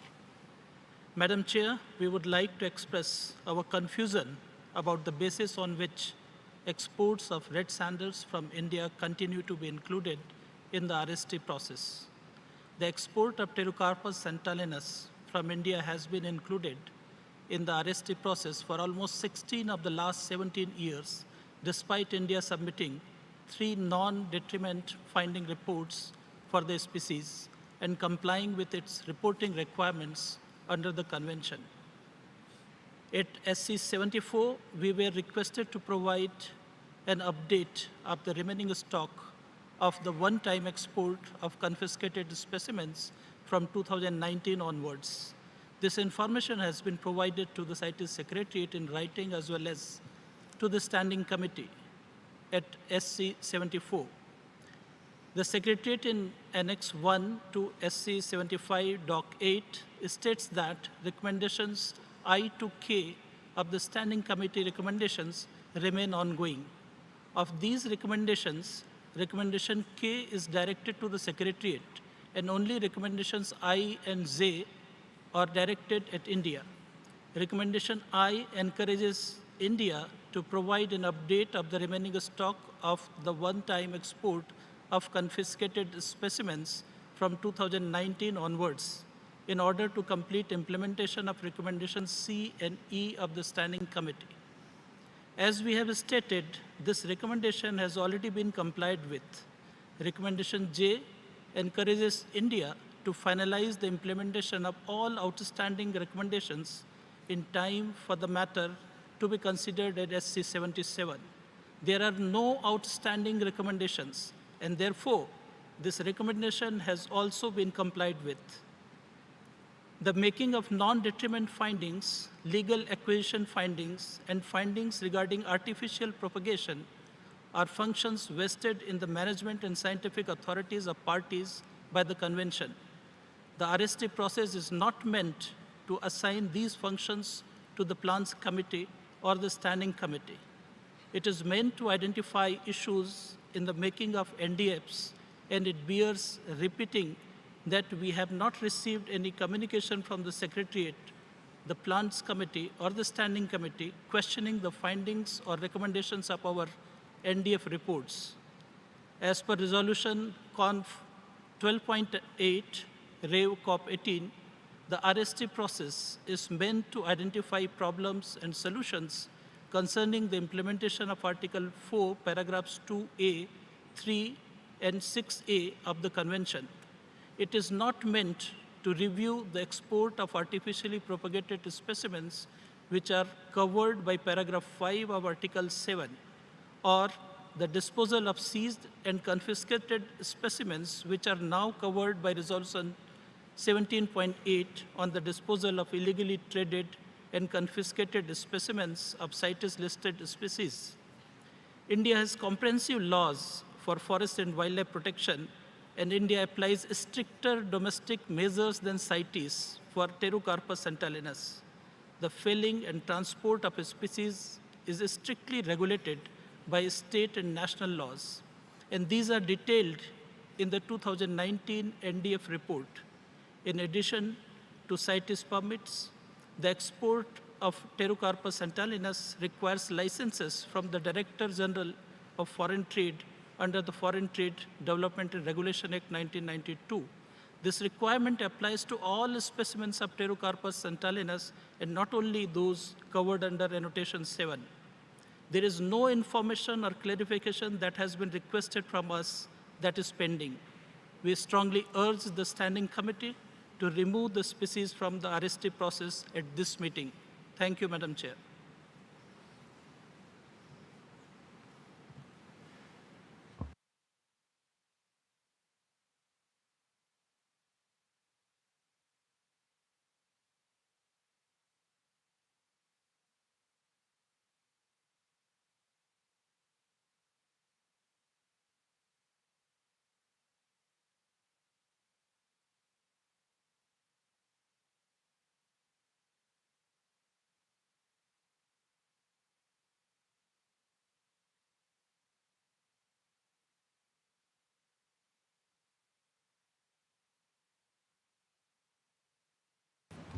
Okay, thank you, India. And from what I'm hearing from India in particular, the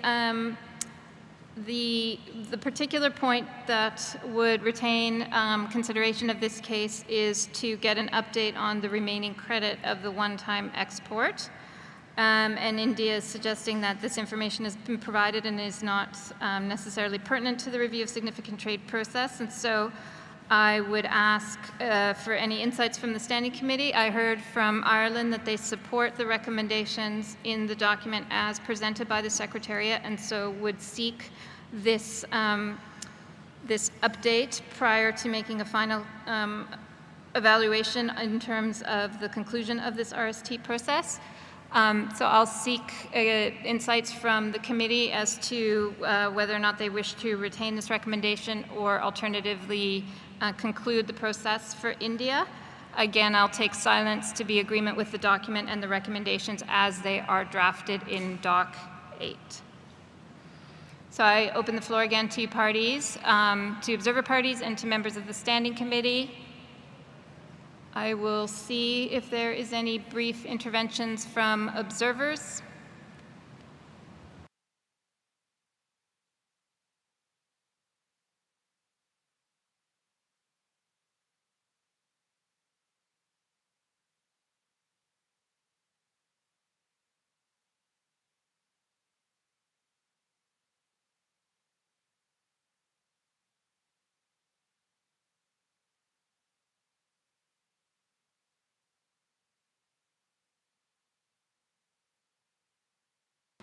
Okay, so not seeing any requests from the floor, and again,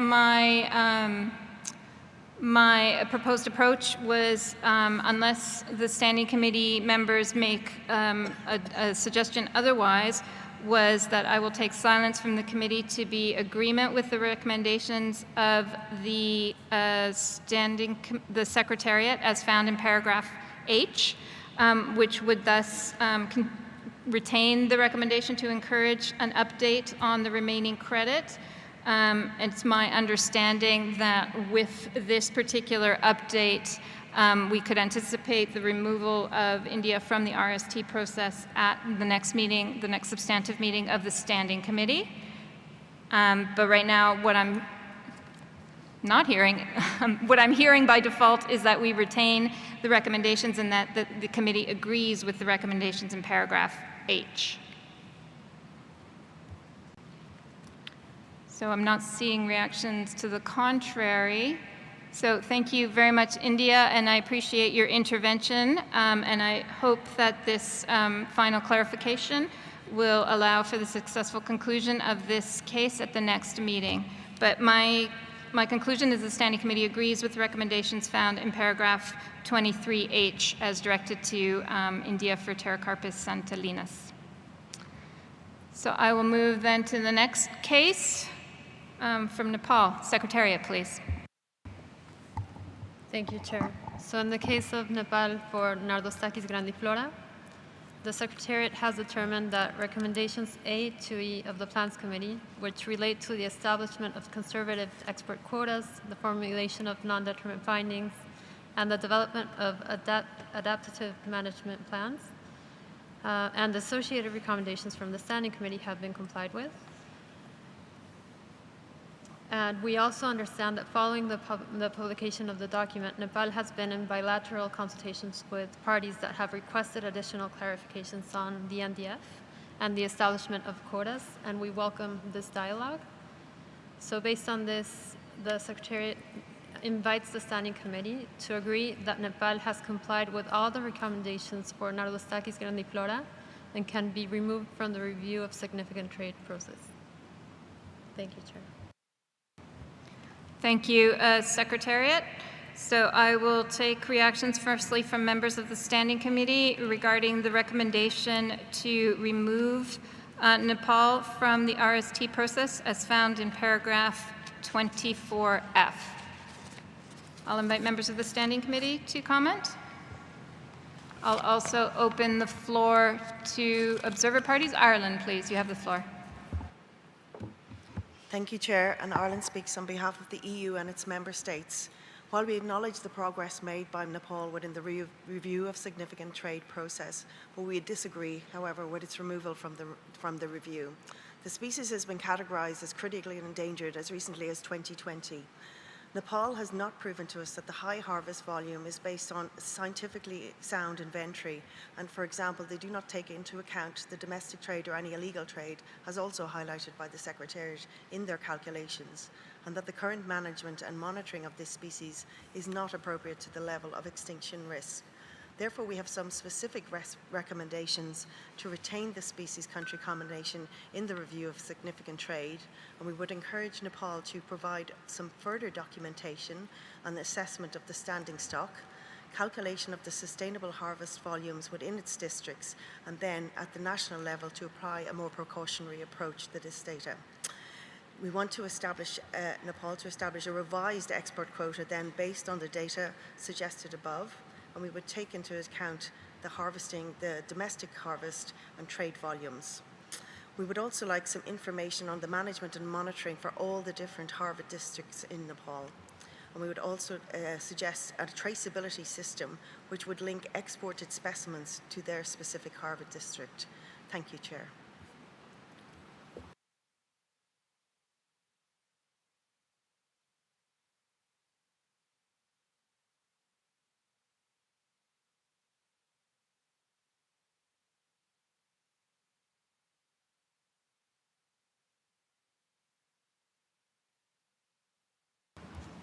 Thank you, Ireland.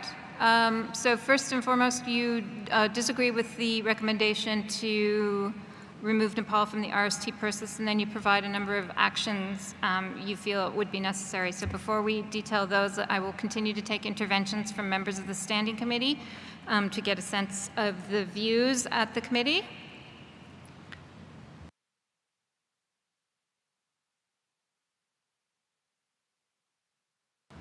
I'll also invite observer parties who wish to react. I believe Nepal. Nepal, you have the floor. Thank you, Madam Chair. As Nepal is taking the floor for the first time, Nepal congratulates the government of Panama for hosting this important event here in beautiful Panama city of Panama. And Nepal also would like to express our sincere thanks to the people of Panama for providing us warm hospitality. Madam Chair, Nepal is well known for community-based forest management program, where local communities manage their forest by themselves, harvest the forest products based on the operation plan, and share the forest benefits, including the income from the sale of forest products based on the equity and justice among the forest user groups, with the due consideration of social and ecological safeguards and the rights of the indigenous people of local communities, which is supported by Forest Act 2018 and its subsequent regulations. Madam Chair, regarding to the Nardo Stachys grandiflora case, the 21st meeting of the Plant Committee considered it into the review of significant trade in 2014, and the implementation of the committee recommendations has also reported in Standing Committee 71 and Standing Committee 74. Nepal has also submitted a report on 16 September and made a request for this species for the year, the quota for this species for the year of 2022.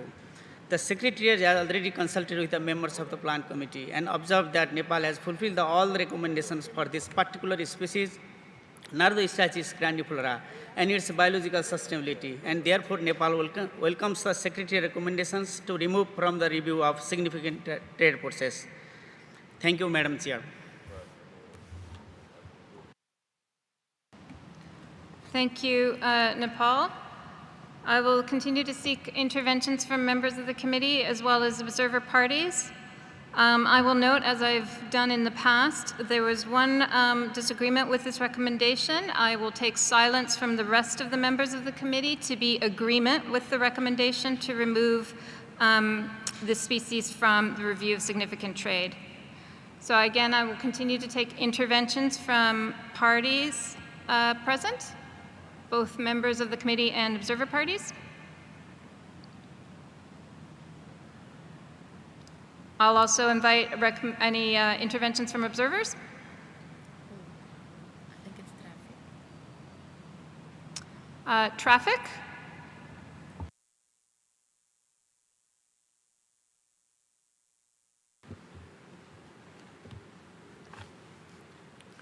Thank you, Chair. Firstly, I'd like to thank the government of Panama for their very warm welcome to this beautiful country, and to the government and the Secretariat for the very efficient hosting and organizing of this meeting. I'd just like to note that Traffic has been implementing a project in collaboration with other partners on sustainable and equitable trade in Jatamansi in Nepal, which was generously funded by the UK DEFRA Darwin Initiative.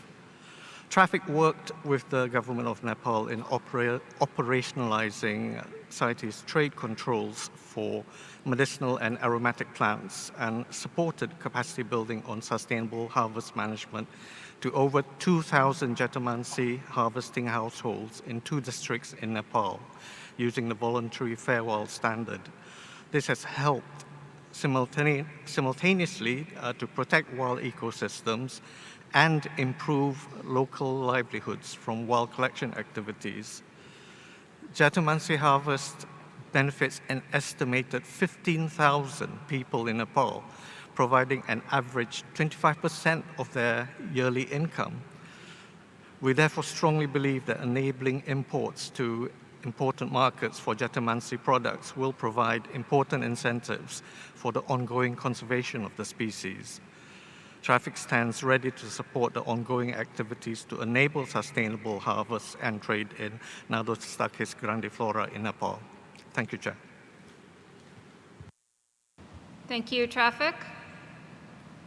So again, my conclusion is that I will take silence from the members of the Standing Committee to be agreement with the recommendation to remove Nepal from the RST process.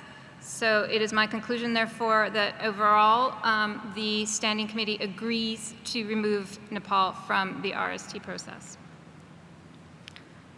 Thank you. And I will now turn to the Secretariat for the final case, please. Secretariat?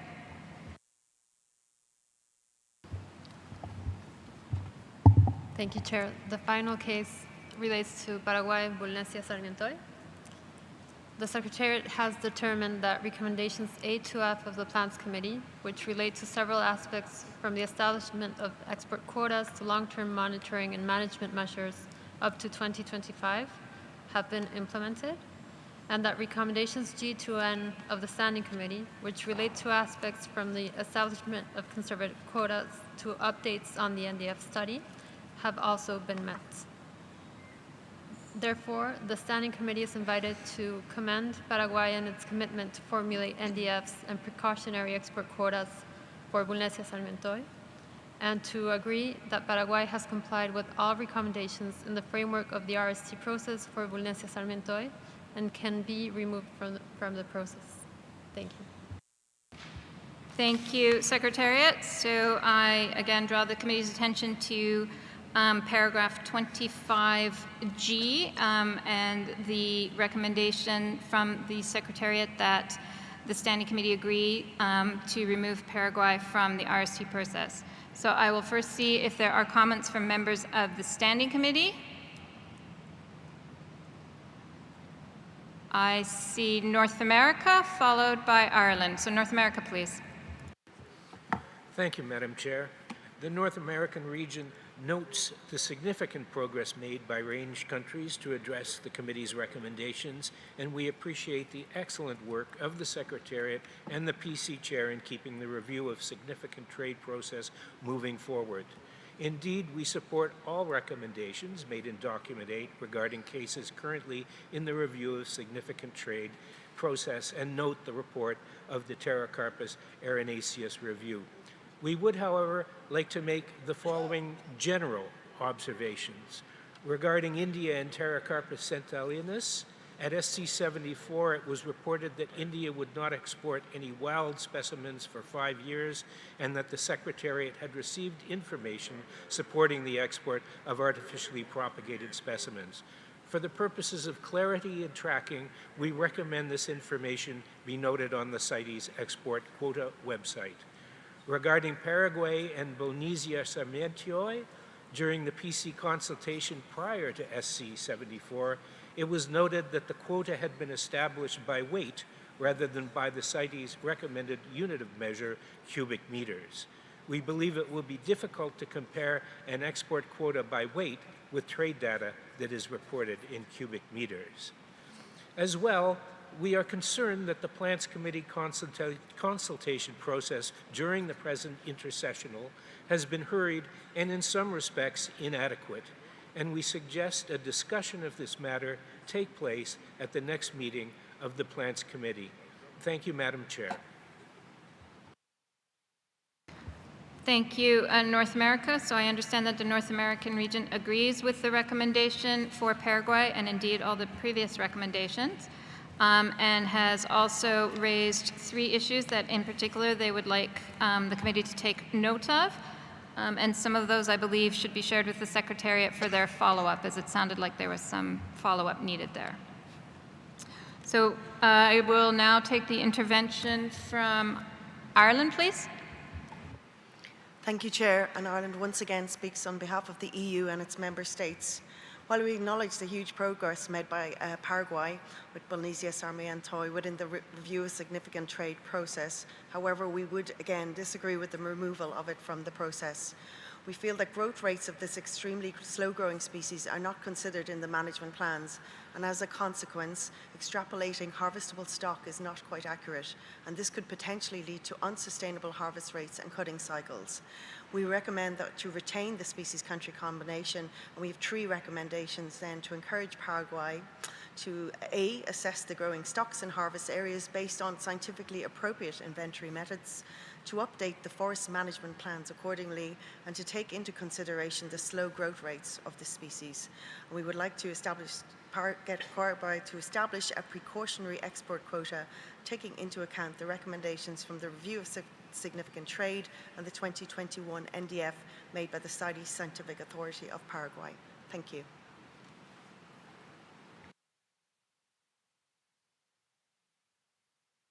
Thank you, Ireland. So again, I continue to take interventions from members of the Standing Committee. I would also invite observer parties who wish to intervene. I've heard agreement with the recommendation from the North American representative. I've heard disagreement from the European representative, and as with the previous, I will take silence from other members to be agreement with the document and the recommendation as found in Doc 8. So I will continue to take interventions, and I will also open the floor to observer parties. Belgium, please. Thank you, Madam Chair. With regards to Bolnesia sarmientoi from Paraguay, we feel that the species country combination should be retained in the review of significant trade due to the different arguments already raised by our colleagues from Ireland. Thank you. Thank you, Belgium. I will continue to take interventions. Again, I will seek interventions from members of the Standing Committee, and I will also invite interventions from observer parties. I again will take silence from the Standing Committee members to be agreement with the decisions as they are listed in Doc 8, so paragraph 25G. I'll invite observers who wish to intervene.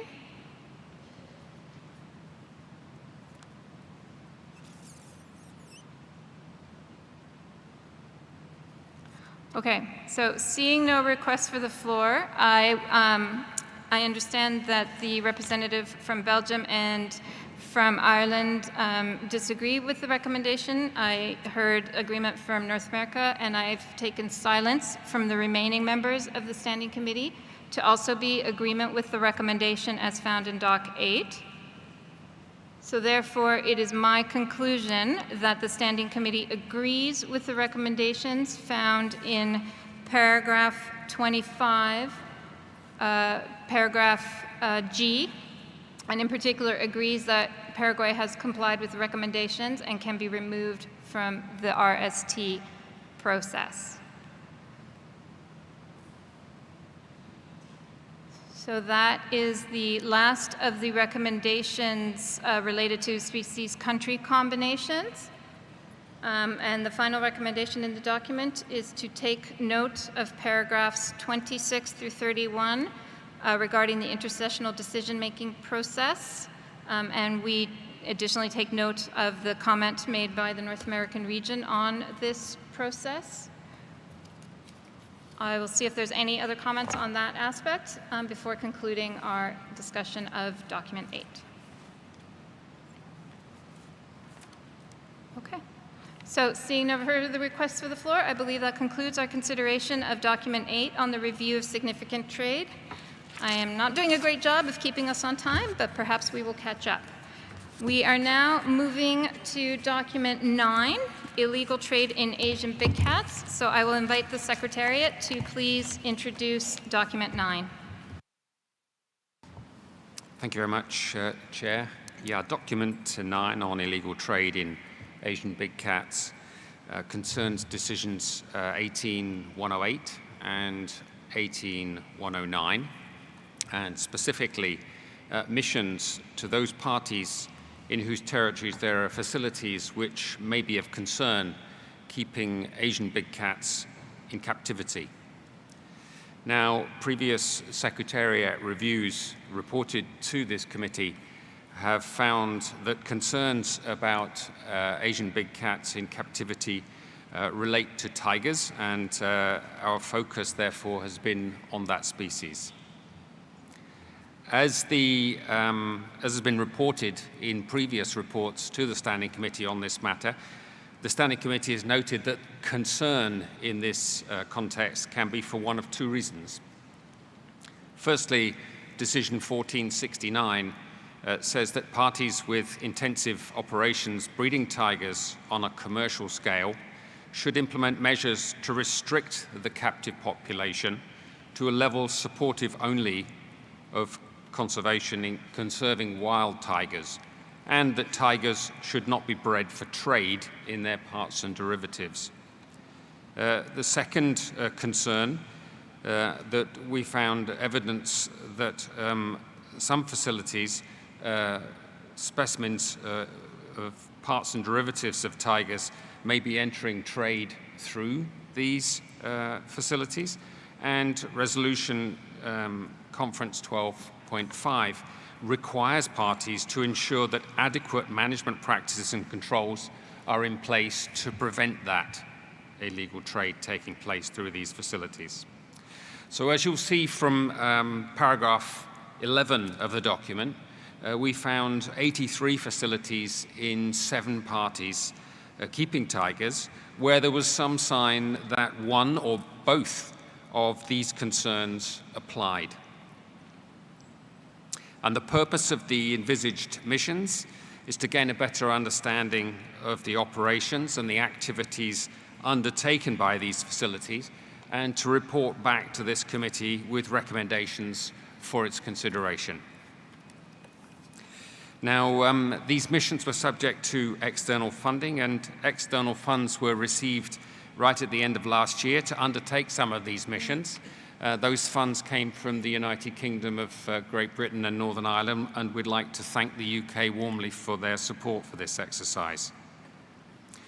During this year, a combination of COVID-related travel limitations and preparations for the Conference of the Parties prevented any missions from being undertaken so far, but the first ones are planned for early January next year, and we hope to fix the precise dates at side meetings, which we are organizing during the COP. In advance of these missions, we asked the concerned parties to provide an update on the current situation in the facilities which may be of concern situated in their territories.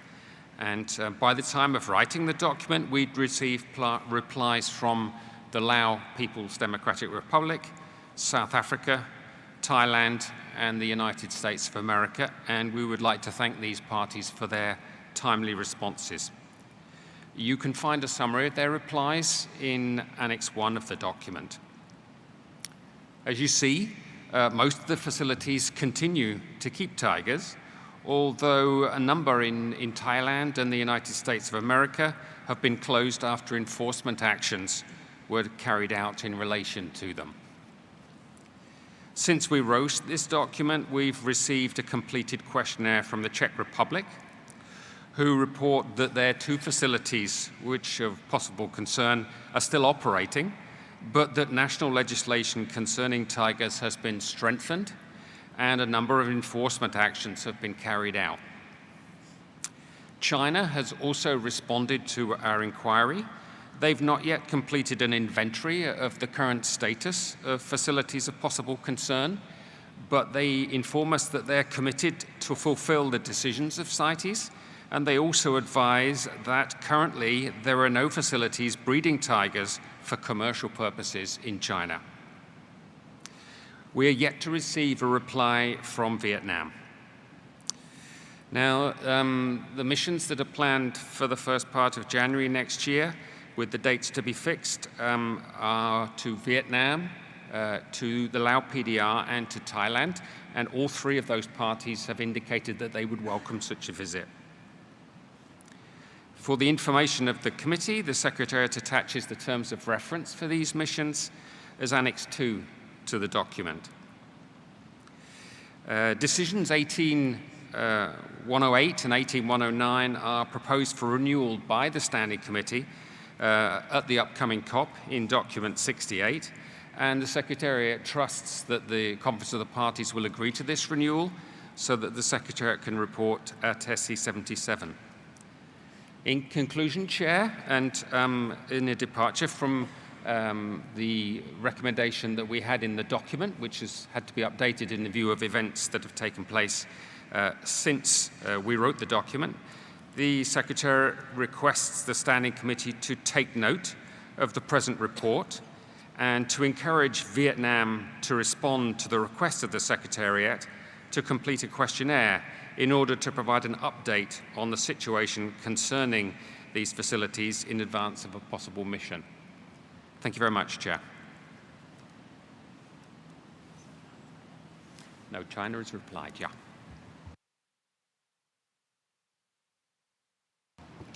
Thank you, Secretariat. So I trust everyone took note of the report, and therefore the Standing Committee is now invited to note the report, the document, and also encourage Vietnam to respond to the questionnaire request.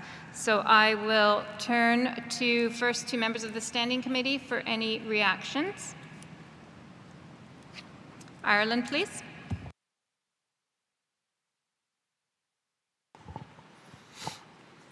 We thank the Secretariat for the report and its efforts.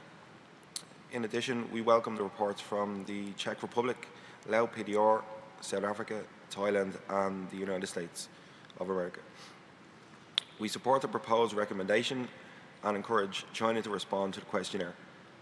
We also acknowledge the funding that is being provided to undertake missions to the 3 countries with breeding facilities. We hope that the funding will be found for future missions to countries of concern. We would like to inform the Standing Committee of the intention of the EU to adopt the EU guidance on trade in tiger specimens. This document harmonises the EU approach to limit trade in captive-bred tigers for legitimate, non-primarily commercial purposes. Thank you. Thank you, Ireland. I will continue to take any interventions from members of the Standing Committee. I'll also invite observer parties who wish to intervene to please indicate your interest. United States, please.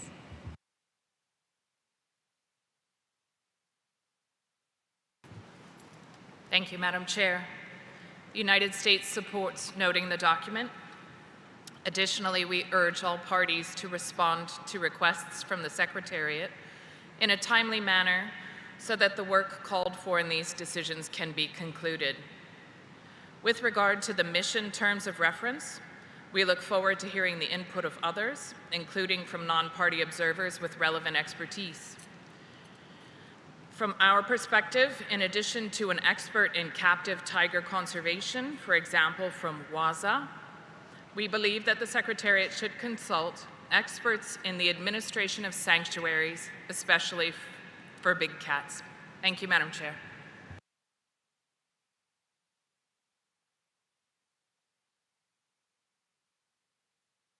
Thank you, United States.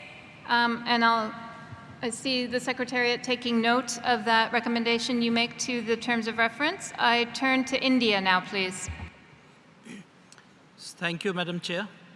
India remains concerned at the long delays that have plagued the implementation of CITES recommendations on Asian big cats.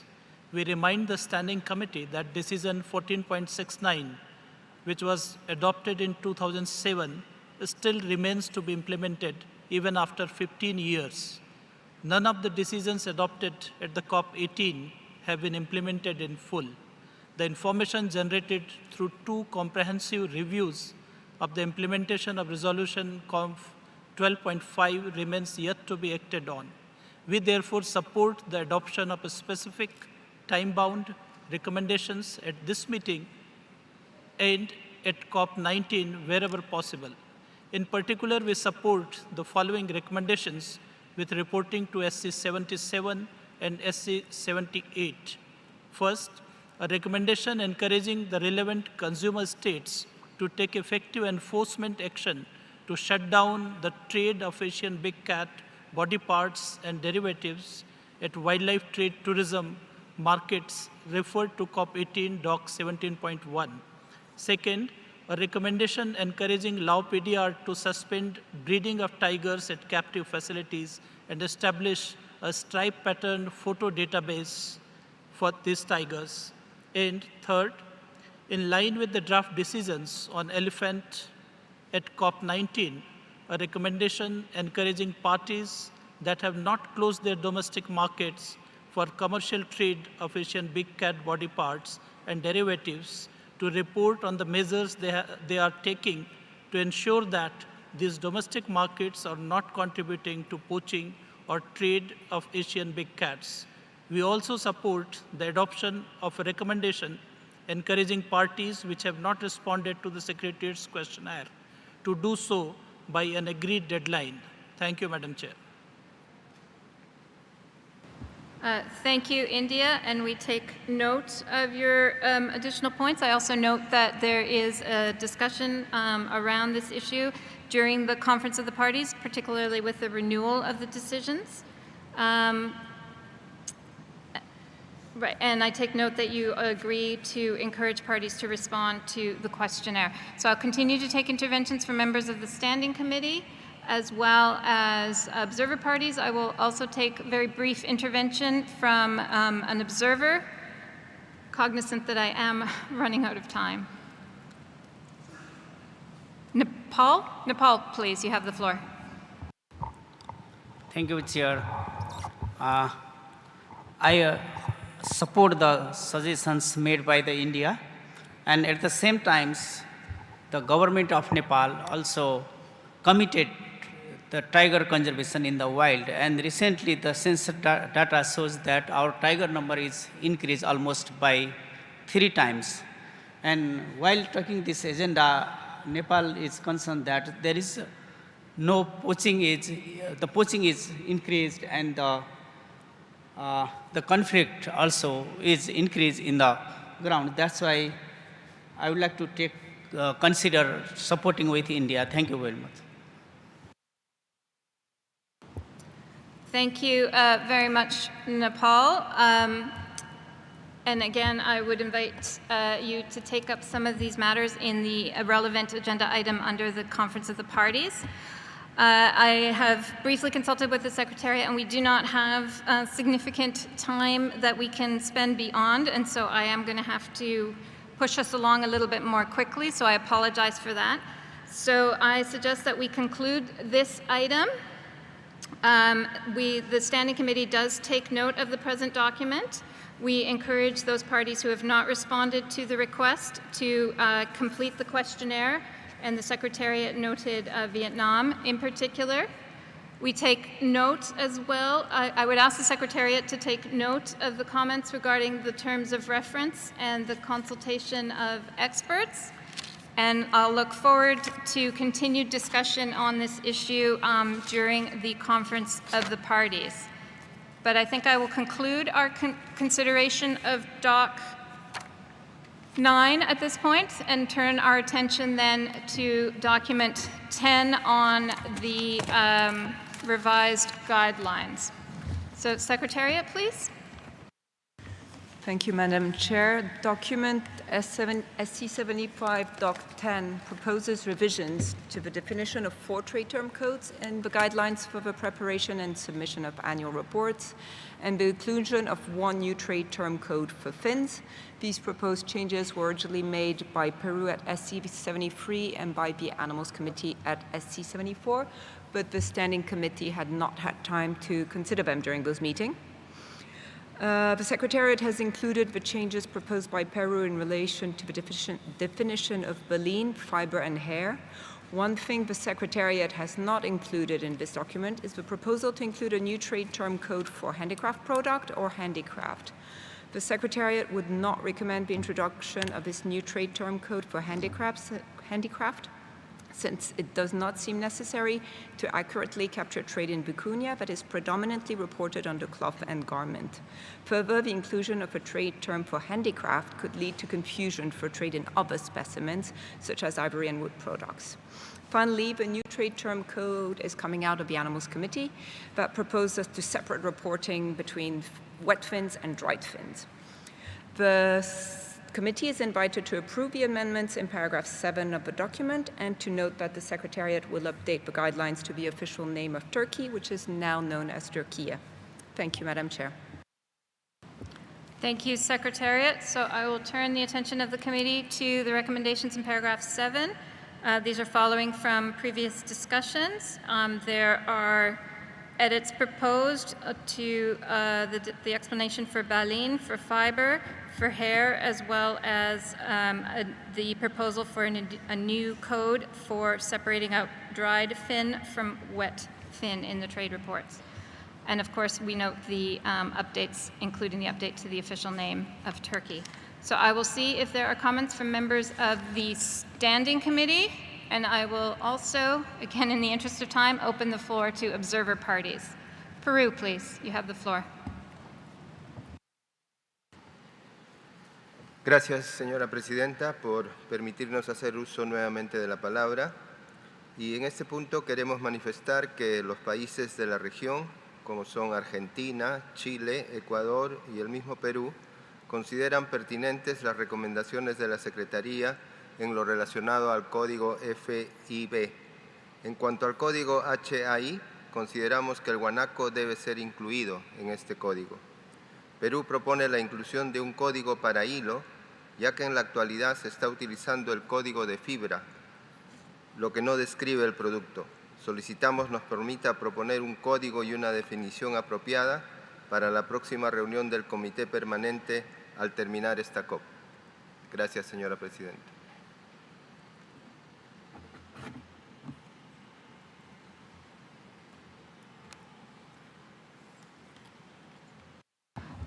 Thank you, Peru. I appreciate your commentary on your proposal for a new code for thread. As we did with the previous codes, I propose that you provide those to the Secretariat and they can be taken up at SC 77. SC 75 does not normally take up substantive matters. FC 76, sorry, the meeting right after the COP. So thank you, Peru. I will continue to take interventions on the information in paragraph 7. Members of the Standing Committee, and I'll also invite observer parties who wish to comment. I see Canada, please. Thank you, Chair. We thank the Secretariat for gathering the recommended changes from SC 73 and AC 31 to the trade terms found in the guidelines for annual reports on trade and illegal trade. We appreciate the suggestions made to improve clarity and refine definitions for better usage and implementation. We agree that there is no compelling argument to justify the introduction of the handicraft or handicraft products trade term. And we understand the request to remove vicuña and guacano from the examples provided for the trade term hair. However, we find that leaving an only 2 animal species in the list of examples a bit odd. Based on the use Canada has made of this trade term in past annual reports, we would suggest adding other species names or genus as examples, such as Canis, Ursus, or Panthera. As an alternative, we can also remove the examples entirely, since the definition seems clear enough on its own. Canada finds the explanation text for fiber a bit awkward with the changes proposed and have the following suggestion to improve clarity. And we have sent this text to the Secretariat to help them in following what we're proposing. So if we look at the natural fibers, so reading the text as it's been presented, natural fibers, semicolon, generic term for several types of material of natural, i.e. plant or animal, origin. Animal fiber can usually be spun and woven and is usually very fine and has good flexibility. And at this point, we'd strike out what's there and replace it with dash example, fiber coming from the shearing of live vicuñas, period. It also includes fibers from animal intestines used to make strings for tennis rackets, period. Thank you, Chair.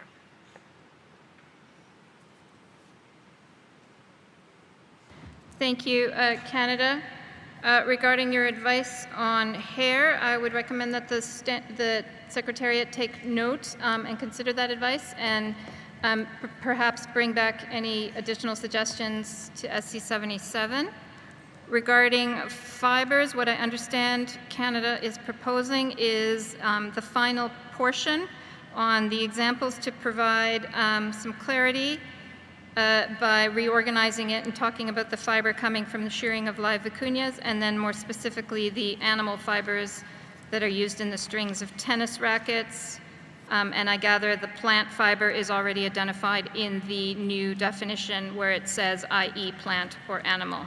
So it is not a substantive change, but a kind of an organizational change. So I'll see if there's reactions to that, and I'll continue to take reactions and comments on the recommendations in paragraph 7. I see a request for the floor from Mexico, please. Gracias, señora presidenta. También quisiéramos, con respecto a la inclusión de un nuevo código de 3 letras para registrar el comercio de aletas de tiburón frescas, nuestra delegación considera que continuar utilizando el código FIN, ya sea para aleta seca o aleta húmeda, puede ocasionar confusión, pues sus siglas no permiten identificar el tipo de aleta al que se refieren. En este sentido, México sugiere retomar el espíritu de las discusiones durante el Comité de Fauna 31 y el Comité Permanente 74, así como las enmiendas planteadas en este documento, y propone utilizar el código FFN para aletas húmedas y el código DFN para aletas secas, en inglés dry fins, y que sea eliminado el código FIN. Consideramos que estos ajustes facilitarán a las partes en la implementación inequívoca de los códigos y favorecerán el reporte adecuado de los especímenes en comercio, por lo que invitamos a los miembros del Comité Permanente a apoyarlos para enmendar las directrices en la preparación y presentación de ambos informes anuales. Muchas gracias, señora presidenta. Thank you, Mexico. So Mexico's suggestion is to agree with the recommendations, but instead of using the code FIN for wet fins, replace it with FFN so that there is 2 distinct codes for dried and wet fins, and the rationale being to avoid any confusions. So I'll see if there's reactions to that.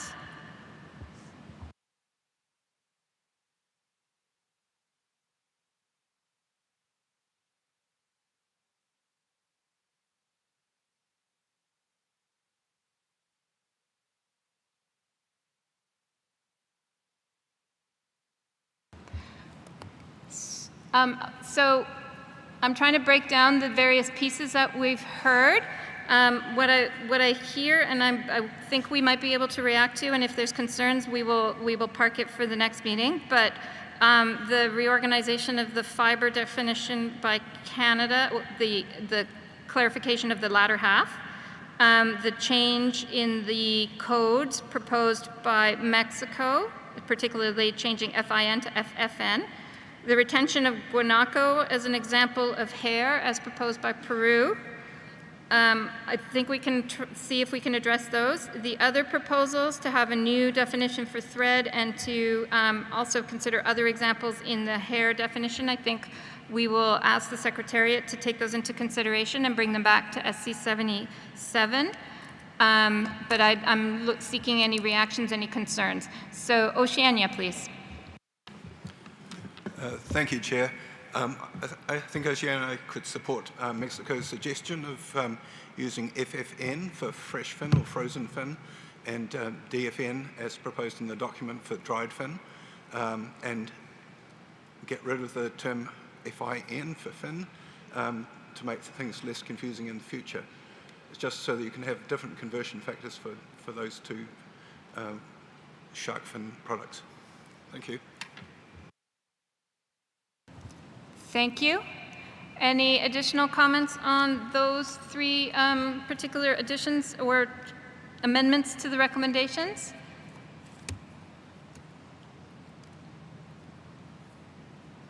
Okay, I will take a last sweep of the room. I invite any additional remarks from members of the Standing Committee. I'm also inviting any comments from observer parties, and I will invite a very brief comment from observers.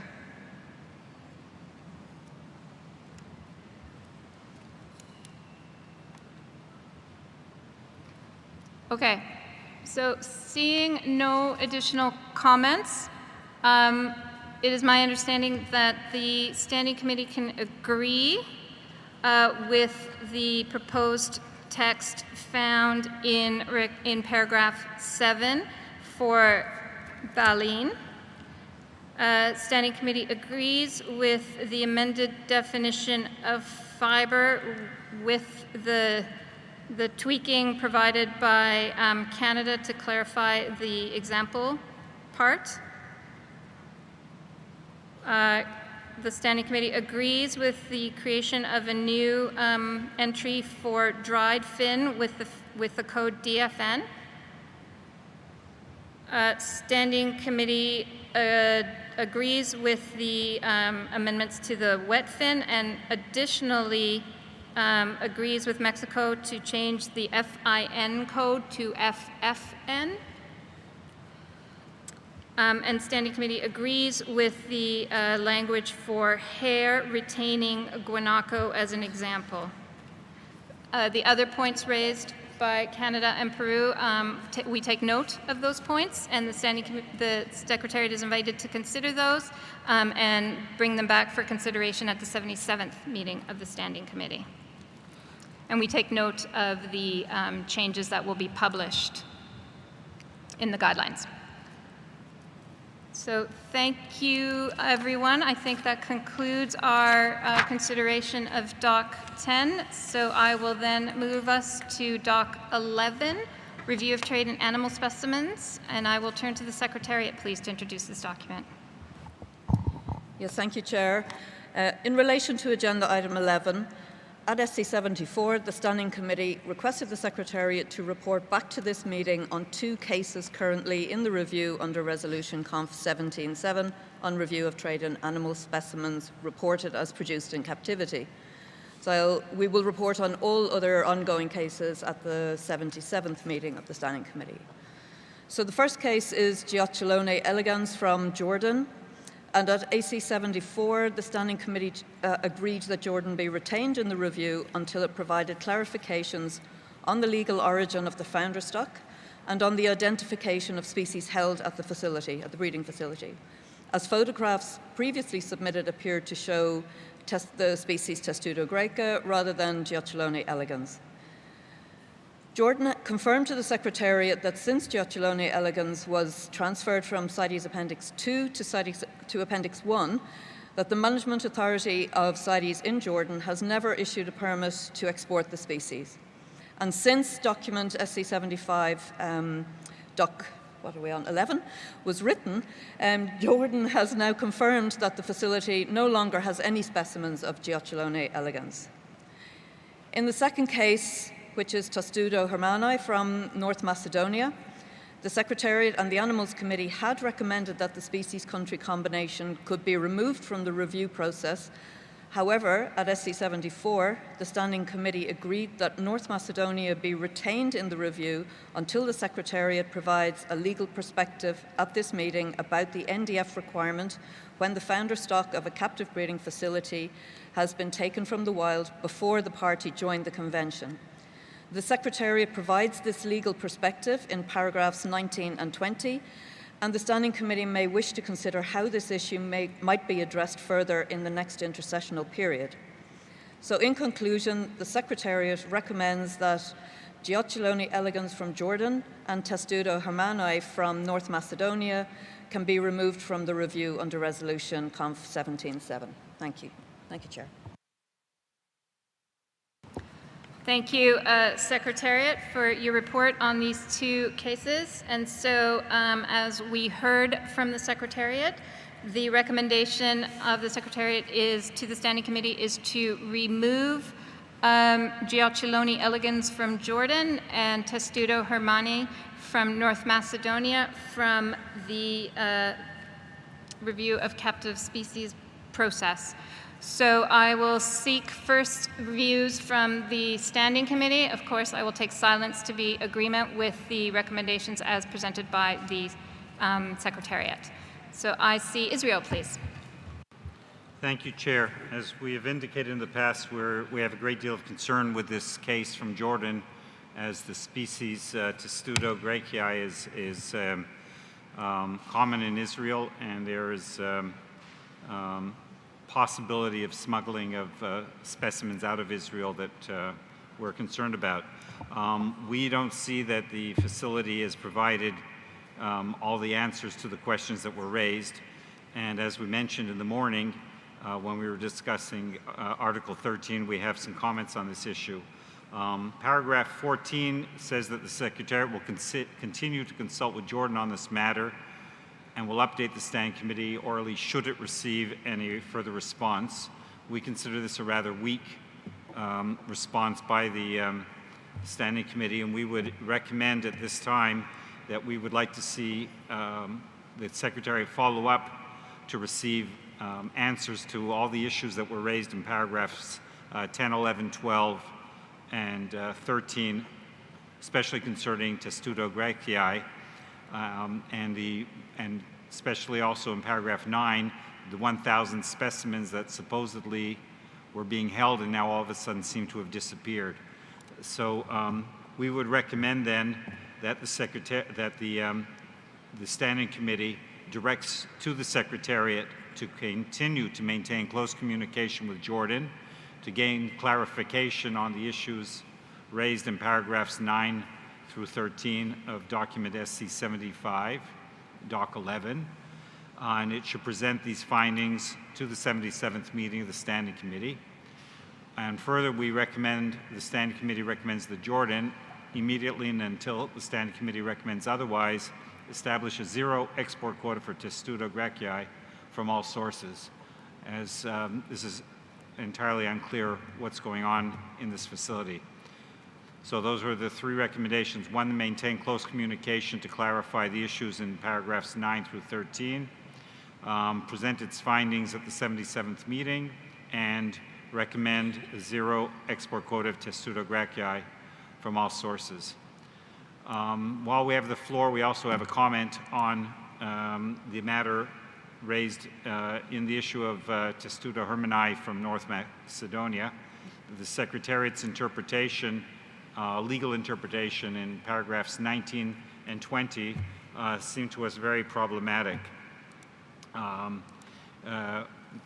We are concerned that the issue of non-retroactivity of the treaty here would set a dangerous precedent. The issue here is not about how the party acted before it joined the treaty, but rather the issue is the current status of the specimens are they legal or not? The need for evidence of legal acquisition of specimens always applies at the time the permit or certificate is issued, and it actually has nothing to do with when the party joins CITES. We feel it is critical that parties ensure the founder stock meets requirements of Resolution 10.16, regardless of when a country became a party. Doing otherwise is contrary to the Convention and risks undermining the effectiveness of the treaty. Therefore, we would propose that paragraph 19 be removed from this document, and we also propose some changes to paragraph 20. They're pretty simple changes. The first change to paragraph 20 is to remove the first word, however, and begin the paragraph with the word paragraph. And then to remove the last two sentences. That's the sentence that begins with "the resolution does not provide specific guidance," and just remove the last that until the end of the paragraph. So the paragraph would end with any specimens to be exported can be considered as bred in captivity and prior to issuing any CITES document, period. Those are our recommendations regarding document 11. Thank you. Thank you, Israel. For your recommendations for Jordan, stressing the need to follow up and providing a report at SC 77, we can discuss. I would note that this particular case is not about testudo graca, so I don't think we have the appropriate sort of process right now to put any recommendations for zero quotas for that species. So I'm going to put that recommendation aside and put the other 2 points that you raised on Jordan for consideration by the members of the committee. For the document itself, it's not normally our practice to back amend the documents themselves. So I think what we'll do is we'll make sure to take good note of your comments regarding the paragraph 19 and 20 and the understanding of non-retroactivity versus the application of the Convention to trade that's currently occurring. I think in paragraph 19 and 20, the Secretariat is alluding to the need for a further discussion on these matters, and that is something that I think as parties we could consider and consider our most appropriate way of having that discussion. And so that's sort of my quick reactions to your points. I will continue to take interventions then from members of the Standing Committee and from any observer parties. I see Belgium followed by the United States. Thank you, Madam Chair.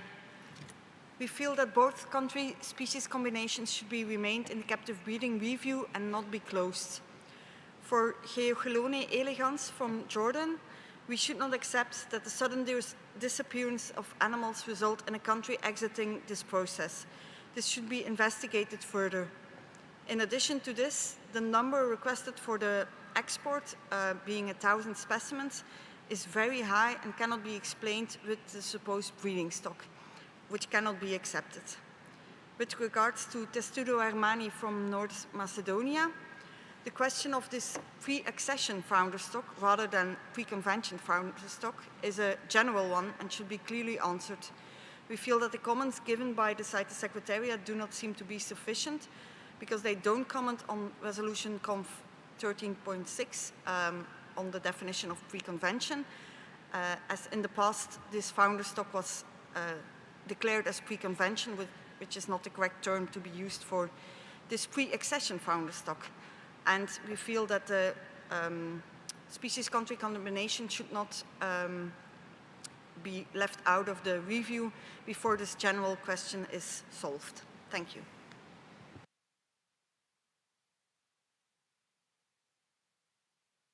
Thank you, Belgium. I will take now the intervention from the United States, please.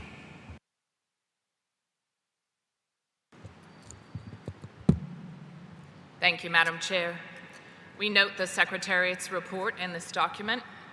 Additionally, we support the Secretariat continuing to consult with Jordan to determine the status of the breeding facility for Geochelone elegans, noting that following the transfer of the species to Appendix 1, this species country combination will no longer be considered under Resolution Conf 17.7. With regard to the country species combination of North Macedonia and Testudo armani, we believe that this species country combination should be retained in the review. We think that there is no clear concern around retroactive application of the law to acquisition of founder stock, since we are considering trade under CITES now, so long as it is determined that the acquisition was legal under domestic measures at the time of acquisition, and that the facilities have operated in compliance with CITES since North Macedonia's accession.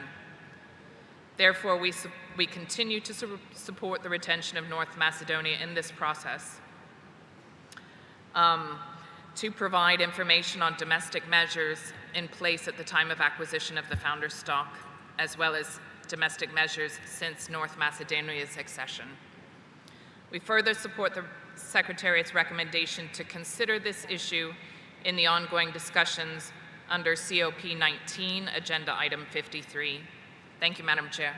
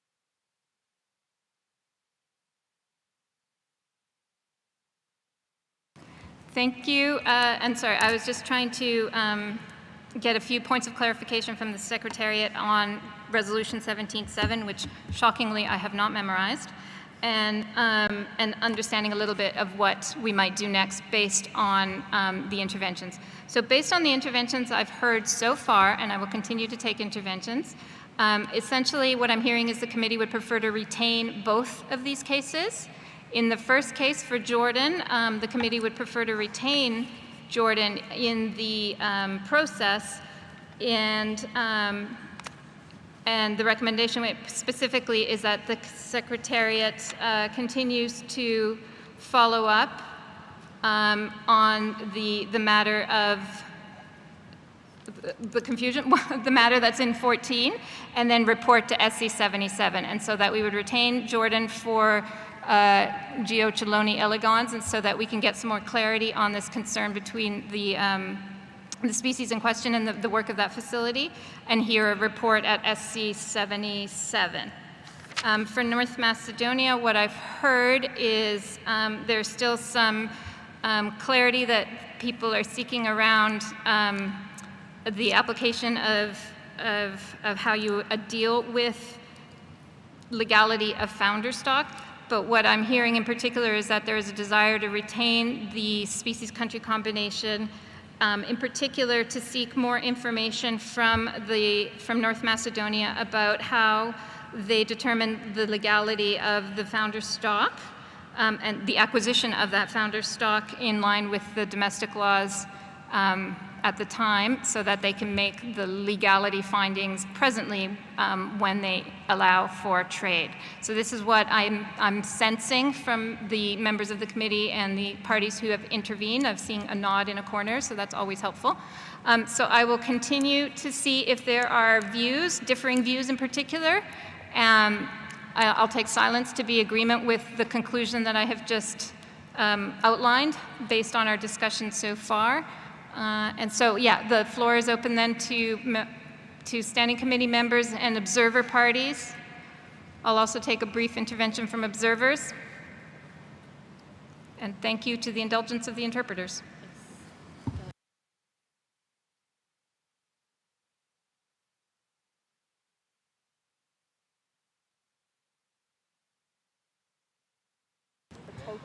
Okay, so I am not seeing any requests from parties. I see requests, oh, United Kingdom, please, you have the floor. Thank you, Chair. We can support your proposed way forward, and specifically on the case concerning North Macedonia, we're unsure of what's being said on retroactivity in document 11. Our view is that since seceding to the convention, the requirements of CITES do apply to North Macedonia, including the need for legal acquisition findings. We think this case cannot be concluded or final decisions made by the Standing Committee without further information from North Macedonia on how they intend to approach the assessments required to authorize any exports of captive-bred specimens of Testudo hermannii. Thank you. Thank you, United Kingdom. And so that is in line with my general summary about retaining North Macedonia and seeking more information on, again, how the country is doing their assessments. And perhaps in doing so, the Standing Committee would also invite the Secretariat to provide a little bit more clarity based on some of the comments they've heard here regarding some of that, the legal application of retroactivity piece. So I did have observers requesting the floor. I'm only going to take one very brief intervention, so I will take, I think it's Lewis and Clark. So Lewis and Clark, please, you have the floor. Thank you, Chair. Regarding the issue of non-retroactivity of the treaty, we agree with those who've expressed concern about the assertion of this principle. I apologize, I started in the middle to keep this short, but this intervention is made on behalf of Animal Welfare Institute, Born Free, Eurogroup for Animals, Lewis and Clark, Pro Wildlife, Robin du Bois, and Species Survival Network. The principle of non-retroactivity is a very narrow legal concept that's been misapplied now in a few CITES contexts. It establishes that in the absence of clear evidence, the treaty is meant to apply to a past act. It applies exclusively to conduct occurring after entry into force. In this case, the requirement to demonstrate legal acquisition and non-detriment with respect to the founder stock requires looking back to past activities as part of an assessment, but it's a contemporary application of the treaty because meeting the founder stock requirements ensures that trade is undertaken while a party to the treaty meets CITES criteria. We're concerned about the potential opportunity for laundering wild-caught specimens as captive-bred and of ensuring that the captive breeding exceptions are stringently and carefully applied. While CITES documentation may not have been required or issued prior to becoming a party, nonetheless, as others have said, comparable assessments and an analysis of domestic litigation can be made, or domestic legislation can be made to ensure that the founder stock meets the requirements of Resolution Comp 1016. More broadly, regularly misapplying the concept of non-retroactivity to CITES issues risks undermining robust implementation of the treaty. Thank you, Chair. Thank you, Lewis and Clark. So based on the interventions I've heard, and as I had previously indicated my likely path, I am going to conclude, based on our conversation, that the Standing Committee, first of all, does not agree with the recommendations of the Secretariat. Rather, the Standing Committee agrees to retain Jordan in this process for Geochelone elegans. And specifically, we ask that the Secretariat continue to consult with Jordan on the question of the stock within its facility and the confusion between the two species, and to provide a more comprehensive report to the 77th meeting of the Standing Committee on that matter. The Standing Committee also agrees to retain Testudo Hermanni for North Macedonia in this process, and in particular, we seek more information from North Macedonia on how it is assuring it can meet its requirements for a legal acquisition assessment on current trade, and by the measures it's used to ensure the legality of the acquisition of the founder stock. Hopefully that was relatively clear. And finally, we're also taking note of the comments from the various interveners regarding the legal opinion, the legal evaluation of the trade, of the use of the founder stock, of non-retroactivity, and some of the comments that were raised by the Standing Committee members, observer parties, and observers here, and asking the Secretariat if they could provide any updated views to the 77th meeting of the Standing Committee. So thank you. I hope the Secretariat has captured that as we veered a new path. Excellent. So I will then quickly turn us to the next document, document 12 on eels, and I will ask the Secretariat to present, please. Thank you, Chair. I will keep this introduction very, very short. Just to explain that at SC 74, following the discussion on eels, the Standing Committee invited the Secretariat to review the responses to the notification to the parties number 2021/018, found in Annex 2 of document SC 74, Doc 64.1. In addition, to review the case study on glass eels in the Second World Wildlife Crime Report, the analysis of the data compiled from annual illegal trade reports submitted by parties in Annex 3 of document SC 74, Doc 64.1, and the findings of the study that was presented in Annex 4 of the same document. And to prepare a consolidated set of draft recommendations based on all this information for consideration by the Standing Committee at this meeting. So the Standing Committee will find a consolidated set of draft recommendations that focus solely on issues concerning illegal trade in European eel. This is in paragraph 16 of this document. And just to note that at the Conference of the Parties, we'll consider document 61, which proposes draft decisions that will instruct the Secretariat to seek updates on the information and the notification, submit this report to the Animals Committee, who will review all of this information that the Standing Committee is looking at now, can make its own recommendations, and can also refer anything back to the Standing Committee or the Conference of the Parties. So with that said, the Standing Committee is invited to consider the recommendations in paragraph 16. Thank you, Chair. Thank you, Secretariat. And so the Standing Committee is invited to consider and agree the recommendations in paragraph 16, which are a series of encouragements to parties regarding illegal trade. And the Secretariat also draws our attention to the fact that there is also continued activity anticipated with the decisions that are before the Conference of the Parties. So I will turn then firstly to reactions from members of the Standing Committee, and again, silence will mean agreement. Ireland, please, you have the floor. Thank you, Chair. Ireland, on behalf of the EU and its member states, actively support all 11 recommendations proposed by the Secretariat as being important steps in the fight against illegal trade in European eels. Thank you. Thank you, Ireland. I'll see if there's any other interventions from members of the Standing Committee, and I will also invite any observer parties who wish to react. United Kingdom, please, you have the floor.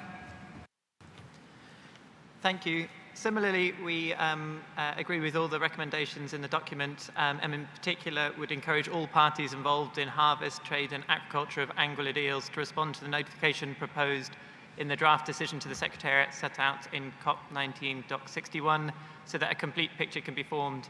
Without this information, we simply cannot ensure that decisions and policies are designed effectively. Implementing these recommendations will also require updating the draft decisions proposed in COP19 Doc 61 on angulid species. We have prepared some text amendments to do so, and we'd be happy to share these with other interested parties in the lead up to this item being discussed in Committee 1, currently scheduled for the afternoon of Tuesday 15th. Thank you. Thank you, United Kingdom, and we note your anticipatory comment on the COP discussion of eels, and so the United Kingdom will be proposing amendments, and parties are invited to request those if you want to prepare for that discussion.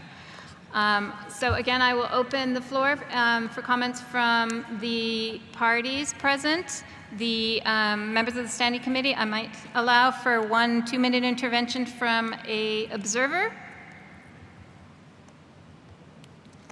Not 2 minutes. IUCN, please, you have the floor. Thank you, Chair, and I'll hopefully beat 2 minutes. This intervention is given on behalf of IUCN and ZSL. Due to the complex global eel trade patterns, we believe that further efforts are required to address the challenges summarised within the document for all anguillid species in international trade. We therefore support the recommendation for key export, import and re-export countries who did not respond to notification 2020/18 to do so. More broadly, we would encourage parties to consider the recommendations within the present document, as well as the ICES advice for zero catch of the European eel when discussing the decisions relating to anguillid eels proposed to COP in COP19 Doc 61. Thank you, Chair.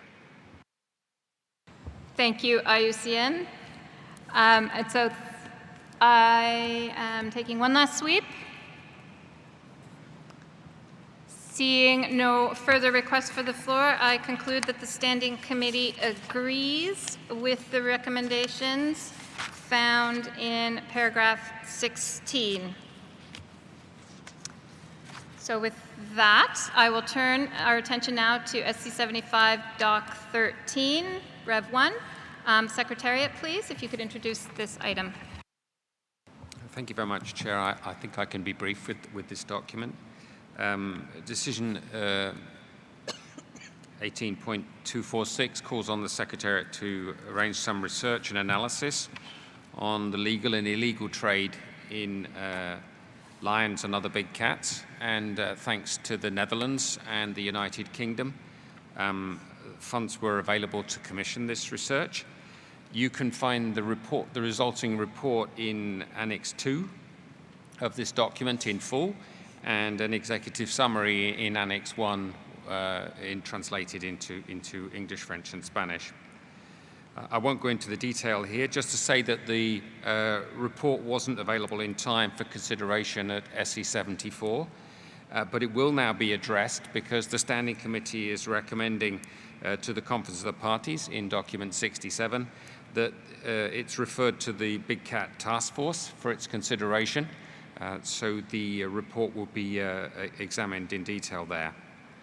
Chair, we just asked the Standing Committee to note the report, this document, and the report and its annexes. Thank you. Thank you, Secretariat. So the Standing Committee has been invited to note the document. So I'll see if there's any burning comments from members of the Standing Committee. I'll also open the floor to observer parties. Ireland, please, you have the floor. Thank you, Chair. Ireland, on behalf of the EU and its member states, would like to thank the Secretariat and Traffic for this report. We support an extension or update of Decision 18.248 for consideration by the CITES Big Cats Task Force to address illegal trade in lions. Thank you. Thank you, Ireland, and thank you for giving us that insight into the future decisions. Very helpful. I'll see if there's any other comments from members of the Standing Committee and parties present. And then Tanzania, please, you have the floor. Thank you, Madam Chair. Since Tanzania is taking the floor at the first time, Tanzania aligns itself with previous speaker in commending efforts by the Panama in organizing the 75th meeting of the Standing Committee and the preparation of the COP, which will start tomorrow. Tanzania further commends effort by the Secretariat in preparation of this document through traffic. Tanzania has noted some anomalies in the report presented in the SEC 75 Doc 13 Rev 1 at Annex 2. Some of the information presented are contrary to the reality on the ground. For example, if you look at the page 55 at the area of trophy hunting across Africa, the report indicates that Tanzania trophy hunting quota was reduced from 165 individuals set in 2008 to 39 individuals in 2015, and also decrease in number of lion hunted in Tanzania has declined from 52 in 2012 to 27 individuals in 2017. So as you can check from the CITES website, the quota for Tanzania lion currently is 200 individuals. The quota was reviewed in 2011, where we reduced our quota from 315 to 200 individuals. And also the decline in the lion trophies exported from Tanzania from 2016, it was due to the review that was made by US through the Endangered Species Act, which increased the stricter domestic measures in the United States, which is the prime market for trophy hunting in Tanzania. But the report does not indicate whether that also has attributed to the illegal trade in lion parts and derivatives. But also, if you look at the report, it indicates that 368 seizures were not always recorded from 2010 to 2011, which is about 11 years. But when you calculate, it is around 35 cases recorded in 180 countries, which does not really indicate whether that trade was significant or not. And also when you look at the report, it indicates that this report was supposed to be submitted to the Animal Committee in order for the Animal Committee to review and provide comments as appropriate. So Tanzania's opinion that based on the anomalies that has been noted in this report, the report being submitted to the Animal Committee, so that the Animal Committee should have time to review the report and make recommendation to the 73rd meeting of the Standing Committee. Chair, I submit. Thank you.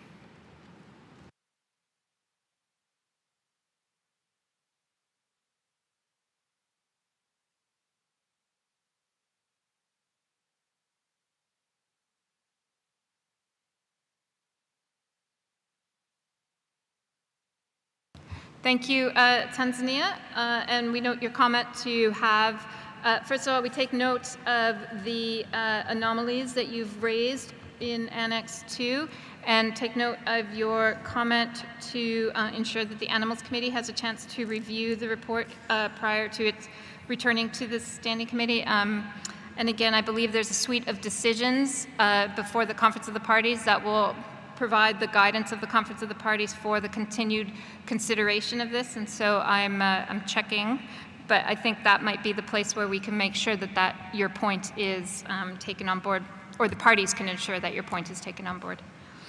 Again, I'll see if there's any final comments before we conclude this item from members of the committee, from observer parties. I'll allow for a 30-second intervention from one observer. I see Zimbabwe, please.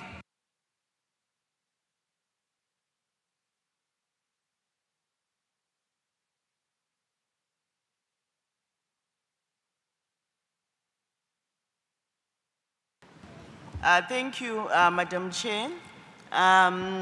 Firstly, as Zimbabwe is taking the floor for the first time, we want to thank the warm welcome from Panama, and also appreciate the work that has been done by the CITES Secretariat in organizing this meeting. I just wanted to highlight some points from the report that has been presented by the CITES Secretariat. I'm sure well effort has been made to make sure that the information presented is as factual as possible. As Zimbabwe, we've observed that in looking at the figures that have been presented from page 55 to table 8, that shows the total direct trade of lion trophies from wild sources. We realize that if you look at the reports by the importer-exporter, there's a variance. And we can clarify, I think there is need for us to clarify these figures because from our records, it shows that this could not be very correct. If you also look at table 9 on total direct trade of lion trophies from captive sources, if you look at the report reported by importer, Zimbabwe has two. As a country, we do not export trophies from captive sources. We only export trophies from the wild. And I think there could be need to clarify this figure again.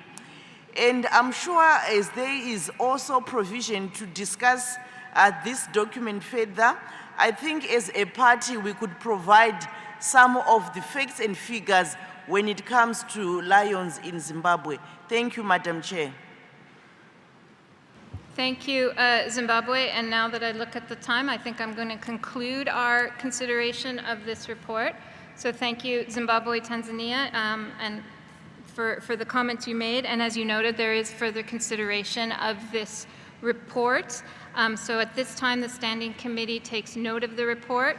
Regarding the comments, in particular from Tanzania, there is a series of decisions before the Conference of the Parties, and the parties are invited to take a look at that series of decisions and identify if they want to make some amendments to those decisions based on what they've heard here, particularly regarding the role of the Animals Committee.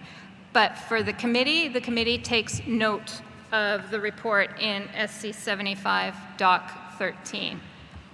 And I'm going to conclude that because I am really out of time. So we will now hopefully not have any other business. So we are now on item 14, any other business.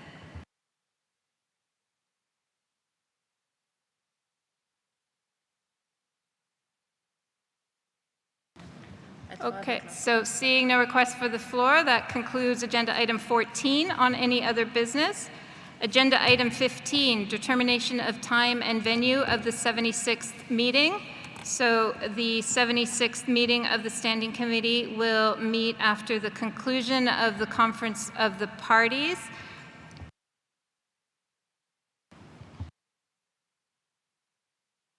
So I understand that to be the 25th of this month, which is November, at 5 p.m. So that is the information on agenda item 15. So now we can turn to agenda item 16, closing remarks. So the first item is closing remarks from observers. So I will invite any observers who wish to make some closing remarks to please identify themselves, starting with organizations.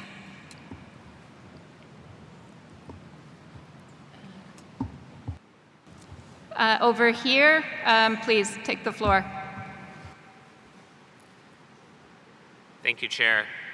I'm making this intervention on behalf of the Association of Zoos and Aquariums, the European Association of Zoos and Aquariums, Zoo and Aquarium Association Australasia, the Alliance of Marine Mammal Parks and Aquariums, San Diego Zoo Wildlife Alliance, and several other zoo and aquarium associations and organizations here in recognition of your 2 terms of extraordinary service as chair of the Standing Committee.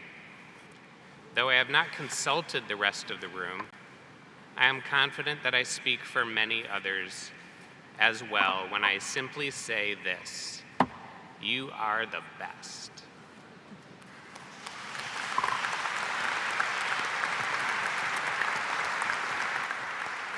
and CITES is better because of you. Thank you, Chair.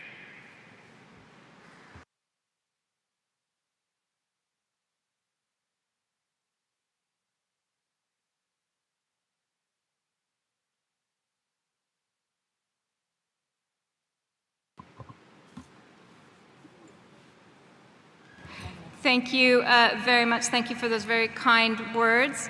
I will continue to take remarks from the observers, and I'll work through the remarks.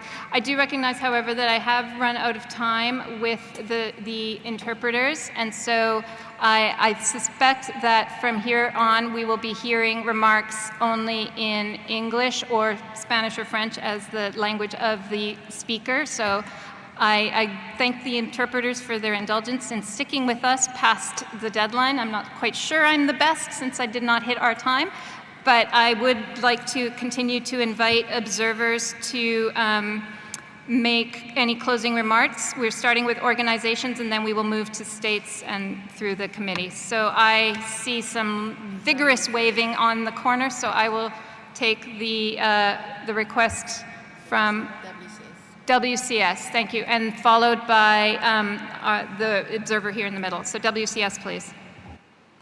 Thank you, Chair, and I do apologize, this is only in English. We didn't have time to translate. I'm speaking on behalf of WCS and 22 other observer organizations. I will read it quickly, but I respect all of them and read their names. AWI, Born Free, Cheetah Conservation, Center for Biological Diversity, David Shepherd Wildlife, Defenders of Wildlife, EIA, Eurogroup for Animals, HSI, IFA, IUCN, Panthera, PASA, Pro Wildlife, Law of the Wild, Lewis and Clark Global Law Alliance, Sea Shepherd Legal, SSN, Traffic, WRI, WWF, and ZSL. We all take this opportunity to thank you, Carolina, for your excellent 2 terms as chair of the Standing Committee. We think we should also thank the Government of Canada, and even more so your family, for all of the time you have spent on CITES issues as chair. Thank you as well for your commitment to CITES and the effective and efficient implementation of issues before the Standing Committee, as well as how well you have coped and led with calm in the midst of extraordinary circumstances, including the COVID pandemic, postponement and relocation of the COP, and the virtual and in-person meetings of the Standing Committee. We deeply appreciate as well that you are the first woman to chair the Standing Committee, but hopefully not the last. Your successor has a hard act to follow. Thank you, muchas gracias, merci beaucoup.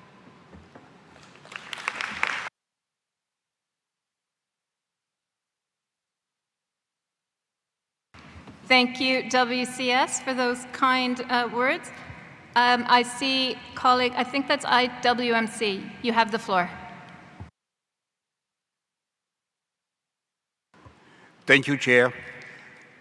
First of all, one comment and one recommendation. The comment is, of course, I fully endorse the comments made by the 2 previous speakers respecting your chairmanship of the Standing Committee. It's not only because I'm a Canadian myself, but I'm certainly proud of my country when I realize that there are some high-level officials performing as well as you did. My recommendation is that I believe that the Standing Committee should remove from its vocabulary the word however. I don't know how many times we've heard that word today, maybe in connection maybe with the sanction established against certain countries. The sentence is always the same. We appreciate what you've done. We appreciate the comments that the progress that you've made. We recognize the difficulties in which you operate, however. And then, of course, goes with the sanctions. We have to maintain the punishment of countries who have no possibilities, either from financial or human resources, to achieve their obligation under CITES. If you look at the countries that were targeted this morning by the sanction, they're all part of the 20 poorest country in the world. And I don't think we can achieve anything for conservation of wild species by hurting people and punishing their country for the simple reason that they are poor. Thank you, Chair. Thank you.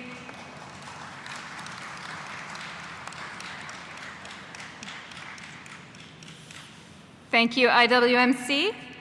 I will see if there are any other observer organizations who wish to make interventions, and I will then turn for closing remarks from non-party states.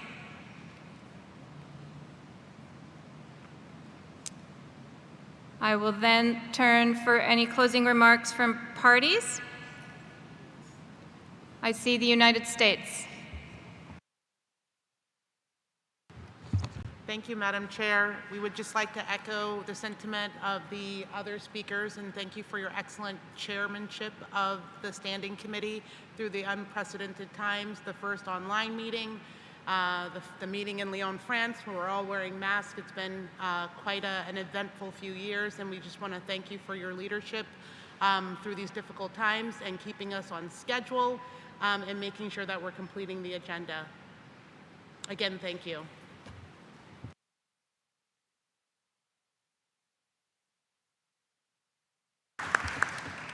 Thank you, United States. I see Mexico, followed by the European Union. Mexico, please. Muchas gracias. Para formular la inconformidad de México con la decisión adoptada en cuanto a las recomendaciones de la Secretaría para formular el plan de acción en materia de la propia Totowa, que de no elaborarse o bien de no aprobarse podría dar lugar a que se le sancionara de manera directa por la propia Secretaría sin que se contara previamente con la decisión del comité. Solicitamos, por tanto, que este asunto se trate en la conferencia de las partes y que, por otro lado, se haga constar el contenido de esta intervención en el acta correspondiente. Muchísimas gracias.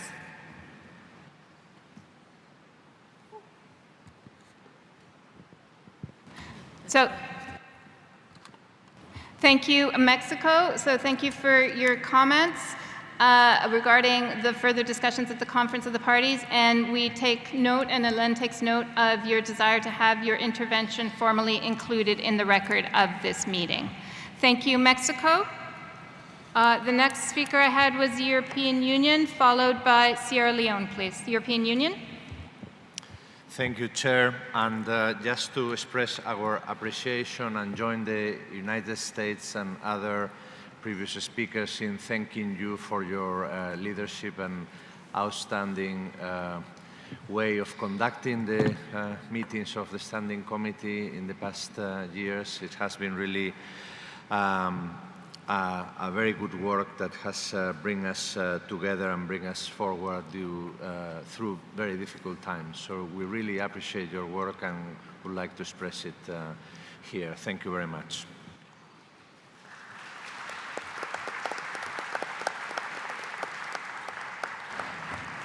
Thank you, European Union.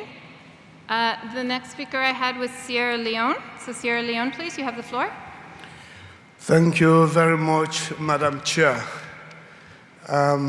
This is my first COP meeting as far as this subject is concerned.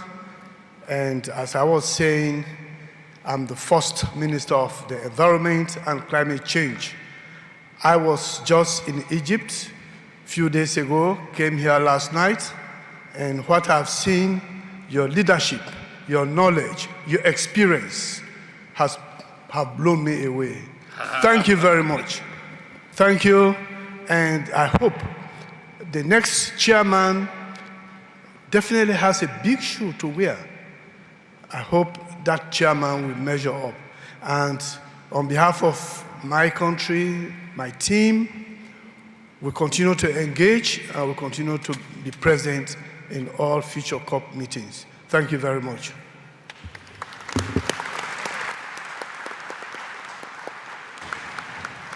thank you, Sierra Leone, and I do congratulate you for your important portfolio, Minister. The next speaker is Canada. Canada, please, you have the floor. Thank you, Madam Chair.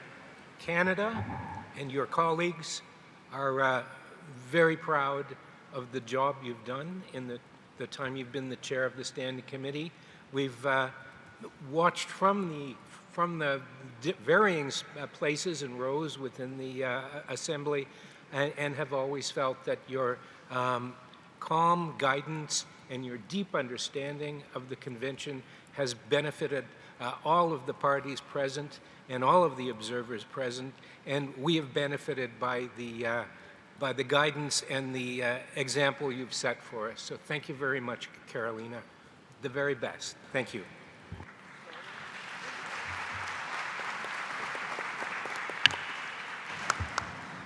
Thank you.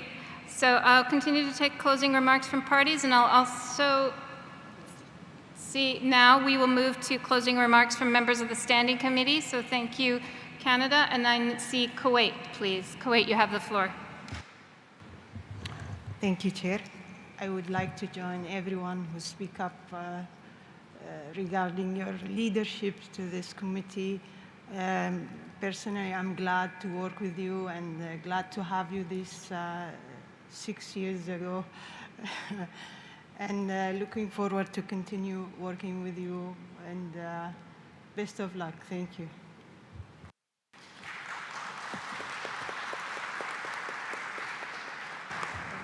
Thank you, Kuwait. I see Peru. Gracias, señora Presidente.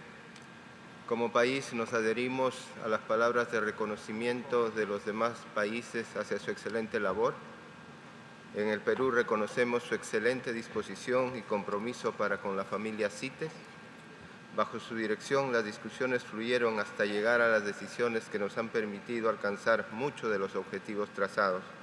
Por ello le decimos muchas gracias por ser una líder excepcional y esperamos seguir manteniéndonos en contacto. Muchas gracias.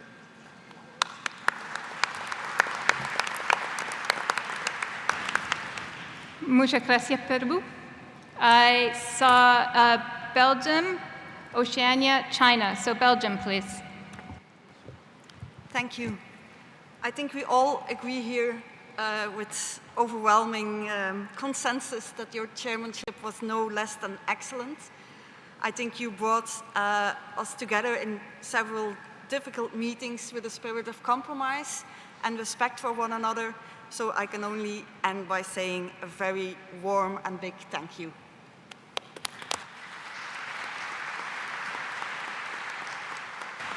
Thank you.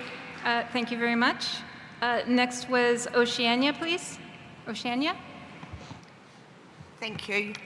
On behalf of Aotearoa, New Zealand and the Oceania region, I also echo the other speakers, and I'm going to use the word excellent again.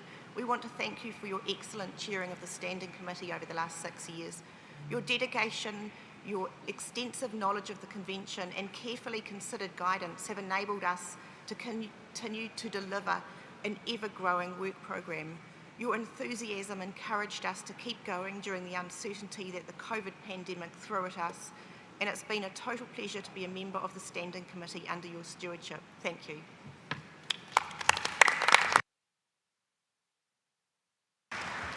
Thank you, Oceania. I see China and then the depository government. China, please, you have the floor. Thank you, Madam Chair. It's really a pleasure for China to be Vice Chair of the Standing Committee under your chairmanship. And we are always preparing ourselves just in case we need to step up. However, due to your excellent and diligent work, during the last 6 years, we have never got such a chance, which is actually very good. Your insights and wisdom are our treasure. Thank you very much, Carolina. You are the best.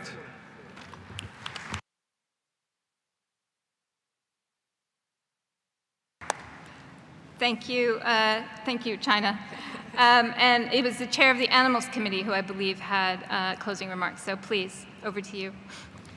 Thank you, Carolina. On behalf of Switzerland, the depository government, but also on behalf of myself as chair of the Animals Committee, it has been 6 years of great collaboration.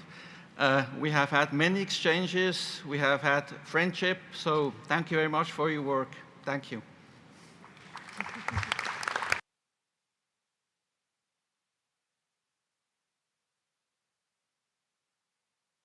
All right, I see Congo and then Israel. So Congo, please, you have the floor.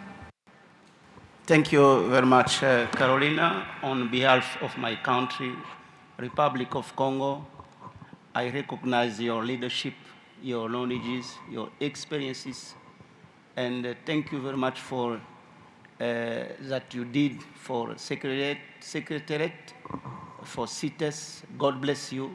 God bless CITES. Thank you very much.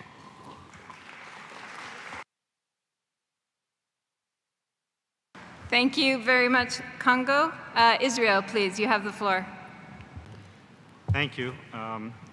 Israel here representing the European region countries that are not members of the EU.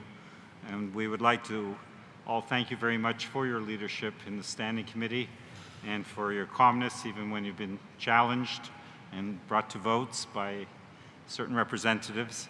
And we hope that you'll continue always to be involved in the CITES, even if you're not sitting in the front desk. We appreciate your knowledge and your experience and wish you lots of luck in the future. Thank you.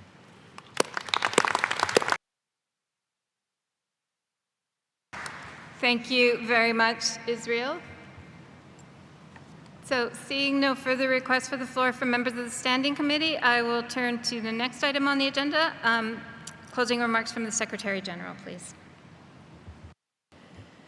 Thank you very much, Madam Chair, and it's with great sadness that I say that for the last time. Well, who knows, maybe not for the last time, because you're very popular chairing working groups, so I don't think this is the last we'll see of you. Of course, thanks to all of you for being here and going very quickly through this difficult agenda today, but there is a piece of business that we can't let go, and it's about your time with us, Carolina, as chair, and I think that we're going to have a little celebration on the screen behind me, and a little bit of history about Carolina. She was elected chair of the Standing Committee in Johannesburg at COP17, but before that, as you know, she had been chair of the Animals Committee, and even before that, chair of Committee 1. I think that was in Bangkok, and there might be some pictures about that up there too. And there have been intercessional committee working groups that she has been dealing with, very tough ones, but you still manage to always get results. As Standing Committee Chair, she has earned the respect of all the parties for how hard she has worked and for the way she has handled the workload. As CITES is science-based, we thought you might like to have some statistics on how around Carolina's time as chair. She has served 6 years and overseen 251 decisions. If you were to spread that out, it would equate to nearly one a week. It has been 7 standing committee meetings with around 400 working documents. And when we say 400 working documents, you know that Carolina has read each and every word on every page. There has been many a meeting where we weren't truly sure whether we would get through the agenda, as today. That seems to be happening more and more these days. But somehow Carolina has managed some Harry Potter style of magic, I think, and got through everything. But we do know that it's not magic. It had nothing to do with it. It was hard work and dedication, and above all, skill. In fact, Carolina also made CITES history. She chaired the first ever online meeting of a CITES committee in 2021 and did it successfully and with style. Of course, this is not the end. When you have Carolina's talents, you are never left alone for long. People who get results are always in demand. And I'm sure there are many future meetings and working groups that will have your steady hand over them.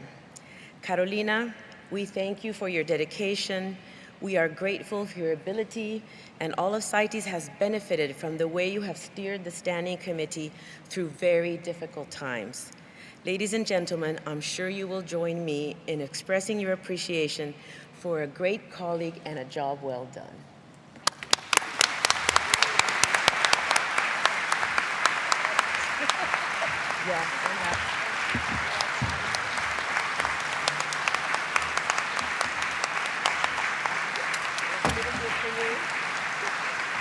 The most problematic.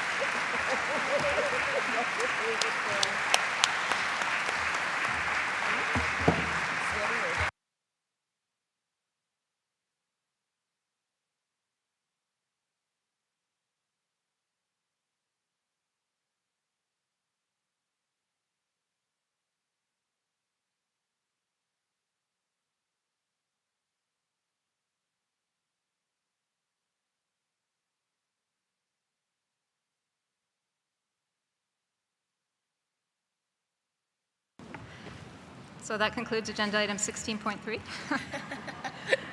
So thank you. So closing remarks from me. Unfortunately, I've cut my hour down because I did not successfully achieve the time frame for this meeting.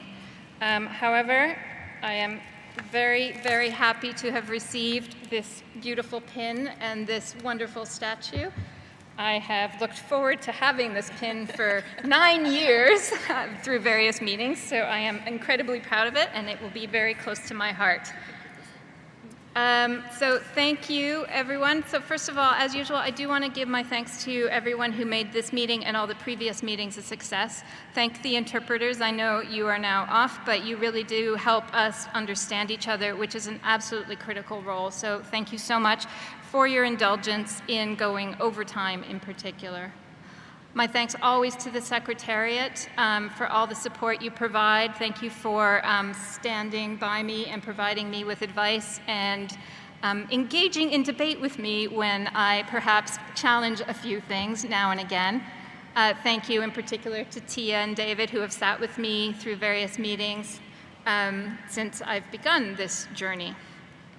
I want to thank Panama. This space is beautiful. It has been a wonderful, warm welcome, and I'm looking forward to the next few weeks as we continue to discuss and engage in these really important issues. I want to thank the observers who attend these meetings. You always remind us of our goals. I do want to give a particular shout out to my two Canadian constants, Eugene and Ron. You attend every Canadian consultation meeting. Your views are generally not aligned, but you always engage in lively, respectful debate, which I greatly appreciate. I would like to really thank the parties for putting your trust in me in these last 6 years, and it's been that long. What were you thinking? So thank you so much for helping me guide us through these challenging times. Your support has been very appreciated. I want to thank the members of the committee for your diligence, for always providing your thoughtful advice, for taking on working groups and helping move our rather enormous agenda. I do want to thank my colleagues and family from Canada. I want to thank my colleagues for taking on extra work. When I am here doing this position, they have to manage all the work of the Canadian delegation. I want to thank my ministry for allowing me the time to be able to undertake this role, which I have greatly enjoyed. I do want to thank my family, as mentioned by the delegate from WCS. They have supported my absences. I want to thank my husband for forcing my children to watch this on YouTube. Hi, kids. It has really been an eventful time during my tenure, and we've weathered quite a number of unexpected hiccups. Meetings moved, meetings canceled, pandemics.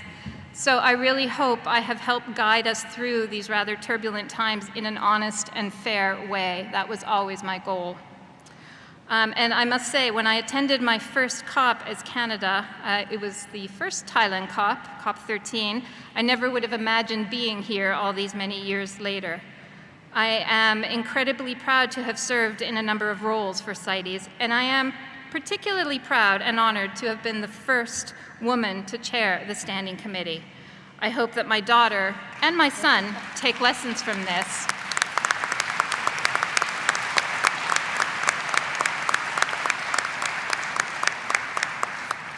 and learn to fiercely follow their passions. And again, just briefly, my biggest thanks go to you, all of you in this room. Everyone here who is present, who is watching this on YouTube, hi Lorna, and all of my colleagues. There is an astounding number of you in this room and online, and you put your heart into this convention. I know you love this work as much as I do. And for those of you who are new, who this is your first meeting, you will learn to love this work as much as I do. I am proud to be counted among you, and so thank you very much. And I hope everyone has an excellent set of meetings. And I believe that with that, we can adjourn this session of the 75th meeting of the Conference of Parties. Standing Committee. Well, you know, thank you. Still a way to go to get